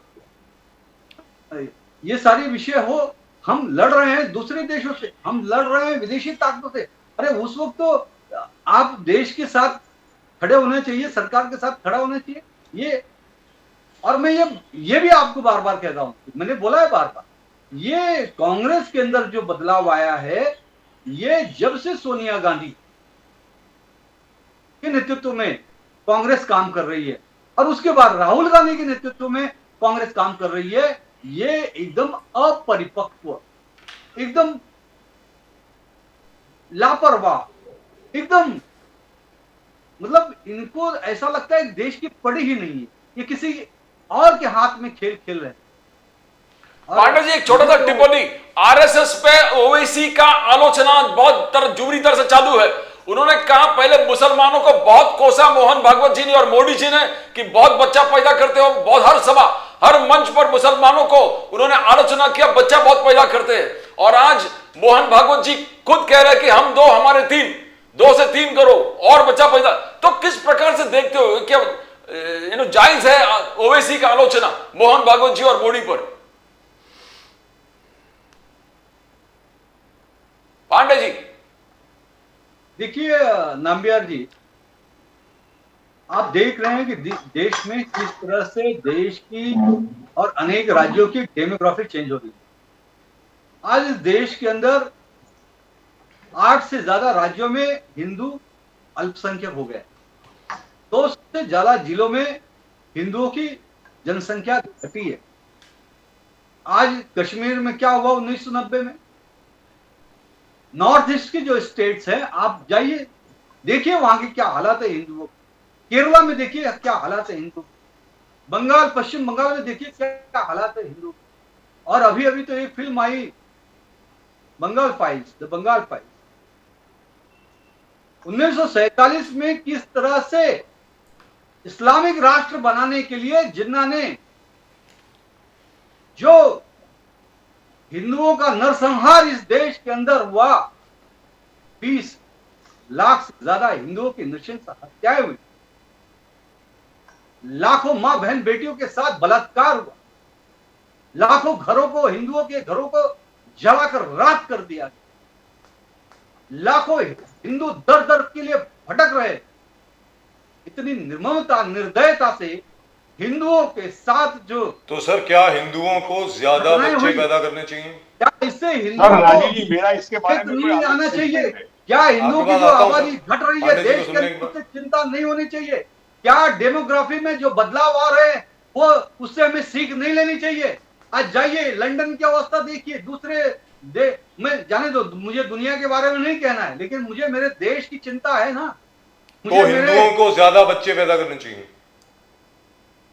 मतलब ये हुआ एटलीस्ट 3, मोहन भागवत जी 3 बोले। अगर कोई ताकत गजवाए हिंद करना चाहती है, अगर कोई ताकत 2047 तक पूरे देश में गजवाए हिंद करके इस्लामीकरण देश का करना चाहती है, तो हिंदुओं को भी सजग होना पड़ेगा। इस परिप्रेक्ष्य में आदरणीय परम पूज्य राष्ट्रीय स्वयंसेवक संघ के सरसंघ चालक आदरणीय मोहन भागवत जी ने जो बात कही, वो प्रत्येक हिंदुओं को स्वीकार करना चाहिए। मतलब मिनिमम 3 बच्चे पैदा करने चाहिए। तेजी से देश की डेमोग्राफी चेंज हो रही है, ये आने वाले समय में हिंदुओं के लिए घातक है। मतलब हर हिंदू परिवार में 3 बच्चे होने चाहिए। गांधी साहब, नहीं, एक मिनट पांडे जी, मिनिमम 3 बच्चे होने चाहिए ना, भूलिए ना सर, जबान से बोल क्यों नहीं रहे? 3 बच्चे होने चाहिए ना सर। सर मैं इसके बारे में कुछ सर मैं पांडे जी से पूछ रहा हूँ, शैलेश पांडे जी, मोहन भागवत जी ने कहा है कि मिनिमम कम से कम 3 बच्चे पैदा कीजिए, हिंदुओं को कहा गया है। क्या आप इस बात से सहमत हैं शैलेश पांडे मैंने जी? राजू जी इस बात का पहले ही जवाब दे दिया कि सहमत हैं या जिस नहीं? हिसाब से- क्या आप इस बात से सहमत हैं सर? मैं बिल्कुल सहमत हूँ। राइट, मुकेश गांधी साहब आप बोलें सर प्लीज। सो मिनिमम देखिए, 3 चिल्ड्रन। हाँ राजू जी, भागवत जी ने जो स्टेटमेंट किया है कि हर हिंदू के यहाँ 3 बच्चे होने चाहिए, उनकी भावना और हमारे गजवा हिंद के सामने ये फिलॉसफी बहुत अच्छी लगती है, उनकी बात अच्छी लगती है। पर भागवत जी को, आरएसएस को अगर मूवमेंट करनी है तो पहले ये मूवमेंट करनी चाहिए कि आज हिंदू समाज जो है तो क्यों 3 बच्चे के पीछे नहीं लगता है, उनकी एडवाइस मान के क्यों 3 बच्चे पैदा नहीं करेंगे? क्योंकि आज बच्चों का एजुकेशन इतना महंगा हो गया है, आगे जाकर के माता पिता का मेडिकल प्रॉब्लम इतना बढ़ गया है कि आज 3 बच्चे एफोर्ड करना वो आज हर भारतीय के लिए आज एक टेंशन हो गया है। तो आज हमारे मंदिरों के अंदर जो पैसे इकट्ठे होते हैं वो मंदिरों के पैसे के ऊपर से टैक्स पहले उठा लो मोहन भागवत जी। और मंदिरों के बीच में एक मूवमेंट चली थी कि ये मंदिर का पैसा हिंदुओं के पुनरुत्थान के लिए, धर्म के पुनरुत्थान के लिए, पूरे समाज के उत्थान के लिए, एजुकेशन के लिए खर्च होगा। वो आज तक क्यों भागवत जी ने, आरएसएस ने नहीं किया खड़ा? पहले ये काम करने की बहुत जरूरत है। पहले हर बच्चे को 3 बच्चे को लाएंगे पर 3 बच्चे को पढ़ाएंगे क्या? करेक्ट। आज देखिए आप केजी के अंदर साल की 17,000 80,000 लाख रुपया फीस है। आगे जाकर के एजुकेशन के स्कूल के अंदर 5 लाख 7 लाख की फीस है। और आगे जाकर के मेडिकल इंजीनियरिंग में जाना होगा तो 25-30 लाख रुपए की फीस वगैरह है। तो इतना पेमेंट करने वाले हमारे बच्चे, और आज एआई का जो आर्टिफिशियल इंटेलिजेंस का कोर्स है वो तो कई गुना बड़ा महंगा हो गया है। तो 3 बच्चे पैदा करना, सिर्फ मुसलमानों की डेमोग्राफी बढ़ गई है इसलिए करने के लिए आरएसएस प्रचार कर रही है, वो प्रचार के साथ में मैं सहमत हूं। पर हिंदुओं को बल तो दो, मंदिरों का पैसा हिंदुओं के लिए यूज तो करो। हमारी सरकार को बोलो टैक्स लेना बंद करे मंदिरों से। और हमारे हिंदुओं को भी जागरूक होना चाहिए। हमको चांदी के दरवाजे बनाने हैं, सोने का शिखर बनाना है, अरे ये पैसा खर्च करने का बंद करो। पहले हमारे जो बच्चे पढ़ते नहीं है, हमारी जो बहनें आज बेरोजगारी के कारण आज तकलीफें भुगत रही है, हमारी मेडिकल सर्विसेज आज जो वीक होती जा रही है, महंगी होती जा रही है। और आज गवर्नमेंट की भी योजना जो है 5 लाख की, वो योजना भी पूरे समाज तक गई नहीं है, उसको लगाने का प्रयत्न करो।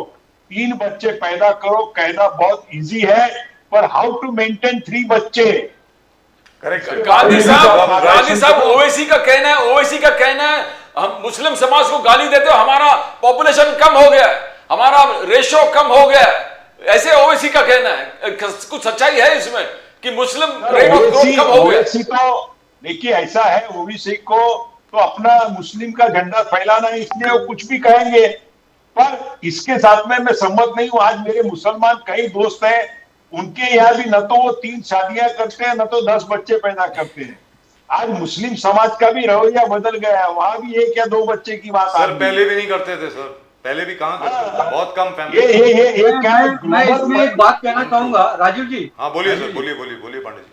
देखिए विषय ऐसा है कि पहले ना ये धर्मांतरण वगैरह की बात जब हम पढ़े लिखों के बात करते थे ना, तो ये बीजेपी वालों को, विश्व हिंदू परिषद वालों को, बजरंग दल वालों को और आरएसएस वालों को बहुत हे दृष्टि से बात करते थे कि लोगों, वो पढ़े लिखे लोगों का ऐसा लगता था कि ये क्या नफरत की बात पढ़ा रहे हैं, अरे धर्मांतरण होता है क्या, ऐसा नहीं, ये तो कुछ भी अनाप शनाप बात करे। लेकिन पहले भी हुआ है, आज भी हो रहा है। और मैं बताना चाहूंगा, आज आप पंजाब को देख लीजिए, पंजाब शूरवीरों की धरती है, गुरुओं की धरती है।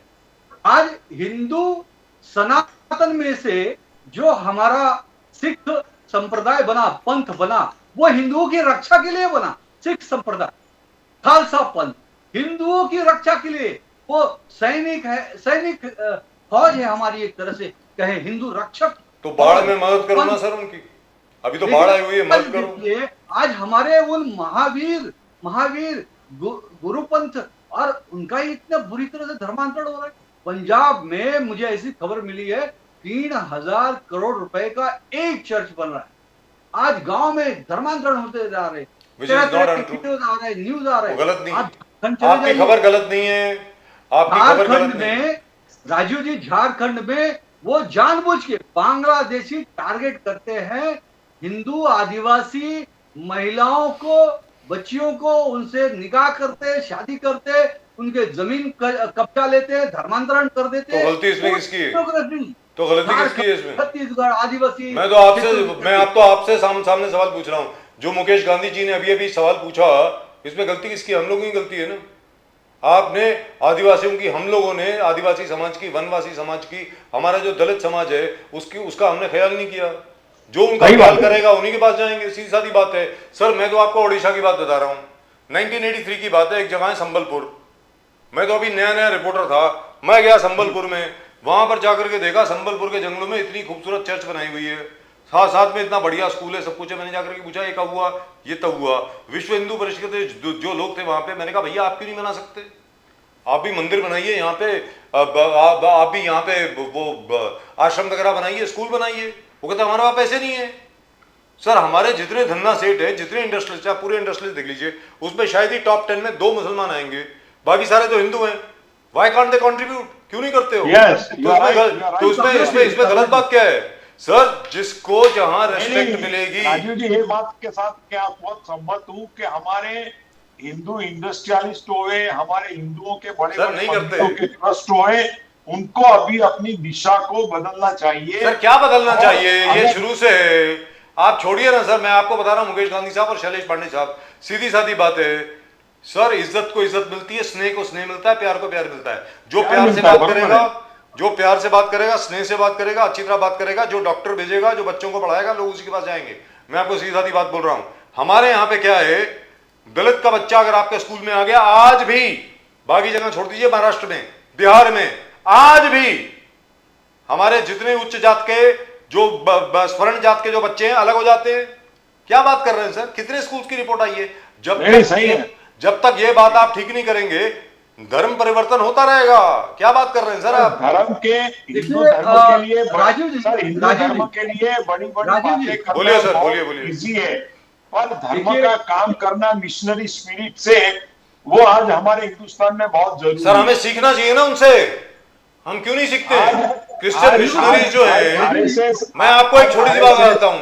अच्छा ठीक है शैलेश पांडे जी आप बोलिए, लेकिन मेरी एक छोटी सी बात सुन लीजिए। छोटी सी बात है सर, जितने प्राइवेट स्कूल थे ना, प्राइवेट एजुकेशनल इंस्टीट्यूशन जितने हैं, non government, not private, non government educational institution जितने हैं ना, आपको मालूम है 54% आर रन बाय क्रिश्चियंस, 54%।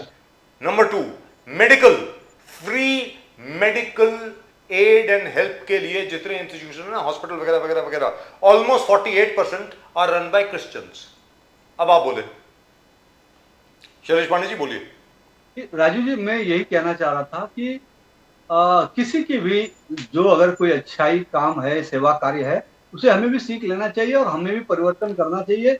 और हिंदू समाज को भी, हिंदू व्यापारियों को भी, सबको एकजुट होकर हिंदुओं की सुरक्षा, रक्षा, घर वापसी, उनका ये सारी चीजें करना चाहिए। जो गरीब है, शोषित है, पीड़ित है, उनके लिए भी सबको खड़ा होना चाहिए। आज देखिए बाकी के लोग विदेशों से भी धन लाते हैं और हम इतनी बड़े आबादी है और हर चीज हम सरकार की ओर मुंह करके देखिए सोचे तो वो भी नहीं चलता है। वो नहीं चलता। और प्रत्येक नागरिकों का भी अपना दायित्व होता है, अपना कर्तव्य होता है। और मैं आपके चैनल के माध्यम से देश के तमाम व्यापारियों से, इंडस्ट्रियलिस्टों से और नागरिकों से ये हाथ जोड़ के विनती करता हूं कि हमें हिंदू समाज की रक्षा के लिए, आदिवासी वनवासी समाज की रक्षा के लिए, तो कहने का मतलब ये हुआ, आपकी बात से हर कोई सहमत होगा सर, हम सबको भी अर्थ दान करना चाहिए, सेवा दान करना चाहिए, समय दान करना चाहिए। प्रॉब्लम क्या है सर, यहाँ पे समस्या से लेकर आती है, पिछले 100 साल से यही कर रहा है, यही शैलेश पांडे जी और मुकेश गांधी जी। सबसे बड़ी समस्या यहाँ पर यह आती है कि जो भी हिंदू परिवार दान करना चाहता है, उसको ये एश्योरेंस मिलनी चाहिए कि जिस चीज के लिए दान किया जाएगा उसी चीज के लिए वो इस्तेमाल होगा, किसी के घर भरने के लिए नहीं होगा। नंबर 1, नंबर 2, की पूरी बात सॉरी। और इसका मतलब ये हुआ कि जो शैलेश पांडे जी की बात से मैं बिल्कुल सहमत हूं, I am very impressed with what Shailesh Pandey ji said. तो कहने का मतलब ये हुआ कि आरएसएस के जो अगले सरसंघचालक होंगे वो दलित होंगे, सारस्वत ब्राह्मण नहीं होंगे। कहने का मतलब ये हुआ, होंगे क्या? होना भी चाहिए, होना भी चाहिए। बोलिए सर, कि राष्ट्रीय स्वयंसेवक संघ के अगले सरसंघचालक जो होंगे वो या दलित होंगे या आदिवासी समाज से होंगे। जैसे कि मोदी जी ने प्रेसिडेंट दलित बनाया फिर आदिवासी समाज का बनाया, तो आरएसएस का भी तो हेड होना चाहिए ना सर, दलित होना चाहिए। लगता नहीं है आपको? नहीं, संघ की विचारधारा, संघ सामाजिक समरसता के लिए ही काम कर रहा है इस वक्त। पांडे जी, बात है कि इस्कॉन के बहुत सारे जो टॉप के लोग हैं वो चाहते थे कि का जन्म ही हुआ वो हिंदुत्व को एकजुट करने के लिए, सभी को एकजुट करने के लिए। एक आज बताइए, मोहन जी ने कहा ना, एक हमारा जो कुआं है, मंदिर है, हमारा रोटी है, वो एक होना चाहिए। इस्कॉन के पांडे जी बहुत सारे टॉप के लोग जो मंदिर मैनेज करते हैं वो कहते हैं कि आप बच्चा पैदा कर दो मुकेश गांधी साहब, हम लोग देखेंगे, बट हम लोग गाइड करेंगे, हम लोग उसका देखरेख करेंगे, बट लोग विश्वास नहीं कर रहे। इस्कॉन के जो ओनर्स है, जो टेम्पल्स के है, वो बहुत लोग आगे आए, कहते हैं, सबको बोलते हैं कि आप ज्यादा बच्चा पैदा करो, बहुत जरूरी है, और ज्यादा आपसे नहीं होता, हम शोषण पालन हम लोग करेंगे। तो क्या, मगर लोग विश्वास कम करते हैं। कैसे देखते हो मुकेश गांधी साहब द फाइनल? देखिए, मैंने आपको पहले ही किया प्रदीप जी कि बच्चे पैदा करना तो लोगों का प्लेजर था। मेरे पिताजी के हम 5 भाई बहन हैं, 5 संतान हैं, आज मेरे 3 संतान हैं, और मेरे बच्चों के जो है उनके एक या 2 संतान हैं। तो इसका कारण क्या है कि पूरी lifestyle pattern of the society is changing जी। अब आज नए कपल्स को एक बच्चा बहुत हो गया, 2 बच्चे की तो बात बहुत अलग होती है, एक और ये पूरे सब्जेक्ट के अंदर एक अलग माहौल अभी आज पूरे देश में चल रहा है। और 3 बच्चा पैदा करो ये बोलना बहुत सहज है, पर वो कितना मुमकिन होगा मुझे डाउट है। But sir, it is an emergency, let me tell you this, today India has 156 crore people and it is only because of the young people that the world is looking at us. It is only because of our population. अगर हमारी population इतनी बड़ी नहीं होती तो आज भारत की अर्थव्यवस्था नंबर 4 पर नहीं होती, मैं आपको बता दूं। It is because we have so many people. Now this is our biggest asset. जो अभी तक था ना कि आपकी पॉपुलेशन लायबिलिटी है, अब उल्टा हो गया है, your population is your asset. सीधी सादी बात है। अब यहां पर वेरी फ्रैंकली स्पीकिंग, जिस प्रॉमिस से जो भी सरकार आती है, कोई भी सरकार हो, आप कोई भी सरकार ले लीजिए सर, 1950 से लेकर के आज तक हर सरकार ने वही चीज प्रॉमिस करी है, रोटी, कपड़ा, मकान, हॉस्पिटल, एजुकेशन, हर एक ने बोला है, ठीक है sir. Why haven't we been able to provide it? Provide कीजिए ना, क्यों नहीं करते हो? We have enough resources. अब बीच में तो बात है ना सर, बीच में जो मोदी जी ने जो किया, डीबीटी यानी डायरेक्ट बेनिफिट ट्रांसफर जो किया, उससे ऐसे लग रहा था कि करप्शन जो है वो खत्म हो जाएगी बीच में। लेकिन कॉन्ट्रैक्टर्स क्या करते हैं, सब वॉच करते हैं कि किस किस के अकाउंट में कब पैसा आया है, और वो फिर जाकर के विड्रॉ करके कैश में कॉन्ट्रैक्टर को देना पड़ता है। तो वो ब्राइबरी अभी बंद नहीं हुई है, ये मैं आपको बता दूं। पहले कॉन्ट्रैक्टर डिस्ट्रीब्यूट करता था, तो हर जगह पे सर ऐसा है हिंदुस्तान से, जब तक इस प्रकार की करप्शन नहीं जाएगी तब तक कुछ नहीं होने वाला, सीधी सादी बात है। So we have to be very very very strict about corruption, and that includes everybody, that includes everyone. मैं एक छोटी सी आपको एक बात बताता हूँ, छोटी सी। अभी हाल ही में दिल्ली हाई कोर्ट का एक ऑर्डर आया था, पता नहीं आपको मालूम है कि नहीं, 2 साल पहले की बात है। हाई कोर्ट का एक ऑर्डर आया था कि भारतीय जनता पार्टी हैज वायलेटेड, ये ऑर्डर है sir, violated the provisions of the FCRA. FCRA के प्रोविजन जो हैं वो भारतीय जनता पार्टी ने वायलेट किए हैं, and it's a criminal offence. Therefore the president of the Bharatiya Janata Party mister JP Nadda must be sent to jail. Let's be very clear. Within 1 day, एक दिन के अंदर अंदर लॉ चेंज कर दिया गया विद रेट्रोस्पेक्टिव इफेक्ट। सुनने वाली बात है sir, with retrospective effect dating back to 1975 law change कर दिया गया। और इसमें मालूम है किसने सपोर्ट किया बीजेपी को? ये कोई बोलेगा नहीं, आपके सामने बोल रहा हूं मैं। बीजेपी को मालूम है सबसे ज्यादा सपोर्ट किसका था? कांग्रेस का था, because Congress was also doing exactly the same thing. तो सर क्या बात कर रहे हैं आप? कौन सा कानून, किसके लिए कानून? Unless and until we wake up to the fact that, hey, listen, this is a government of the people, by the people, for the people, where the people themselves have to be vigilant. अगर लोग vigilant नहीं रहेंगे sir तो देश ऐसे ही चलता रहेगा। मैं सच बोल रहा हूं, राम जी चला रहे हैं इस देश को, भगवान भरोसे है इस देश, ये देश जो है। Let's be very clear. आप पंजाब को देख लीजिए, आज तक इतनी बड़ी बाढ़ नहीं आई पंजाब में। मैं तो पंजाब से हूं sir. Himachal Pradesh will be wiped off the map of India अगर हम लोगों ने जंगल काटने बंद नहीं किए।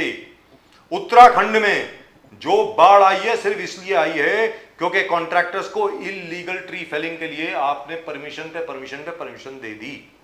Sir we have to wake up now and if we don't wake up now, ठीक है, जो होता है होने दो। फिर कोई मोहम्मद बिन कासम आ जाएगा, कोई मोहम्मद गौरी आ जाएगा, कोई गजनवी आ जाएगा, फिर उसके बाद इब्राहिम लोदी आएगा, फिर उसके बाद बाबर आएगा, फिर उसके बाद अंग्रेज आ जाएंगे, सर रॉबर्ट क्लाइव आएंगे। यही होने वाला है सर देश में। We have to wake up to that fact. Sir इनका इलाज इतना है कि जैसे देश में एक राष्ट्रीय लेवल के ऊपर नरेंद्र मोदी जी खड़े हुए हैं, इसी तरह से हमारे देश में सोशल रिफॉर्मेशन और रिलीजियस ड्यूटी के लिए कोई एक महान पुरुष की हमको जरूरत है। कोई महापुरुष की जरूरत नहीं सर, लोगों की जरूरत है। People have to have courage. लोगों की जरूरत है सर, लोगों को साहस की आवश्यकता है। लोगों को इस बात की आवश्यकता है कि मैं सिर्फ अपने घर के बारे में नहीं सोचूं, देश के बारे में भी सोचूं। मतलब भगत सिंह ऐसा ना हो, हर एक कोई चाहता है कि भगत सिंह पैदा हो, पड़ोसी के घर में पैदा हो, मेरे घर में भी होना चाहिए। जब तक ये फीलिंग नहीं आएगी कुछ नहीं होगा। और तीसरी चीज जलियांवाला बाग के अंदर जो मैसेकर हुआ, कोई कहते हैं 800 लोग मरे, कोई कहते हैं 400 लोग मरे, कोई कहते हैं 1200 लोग मरे। सर वहां अंग्रेज तो सिर्फ कितने थे? 12 अंग्रेज ऑफिसर तो सिर्फ 12 थे, बाकी दोनों तो हमारी रेजिमेंट थी। हमारे लोगों ने मारा है सर, अंग्रेजों ने नहीं मारा। Let's be very clear. अंग्रेजों ने तो सिर्फ ऑर्डर दिया है।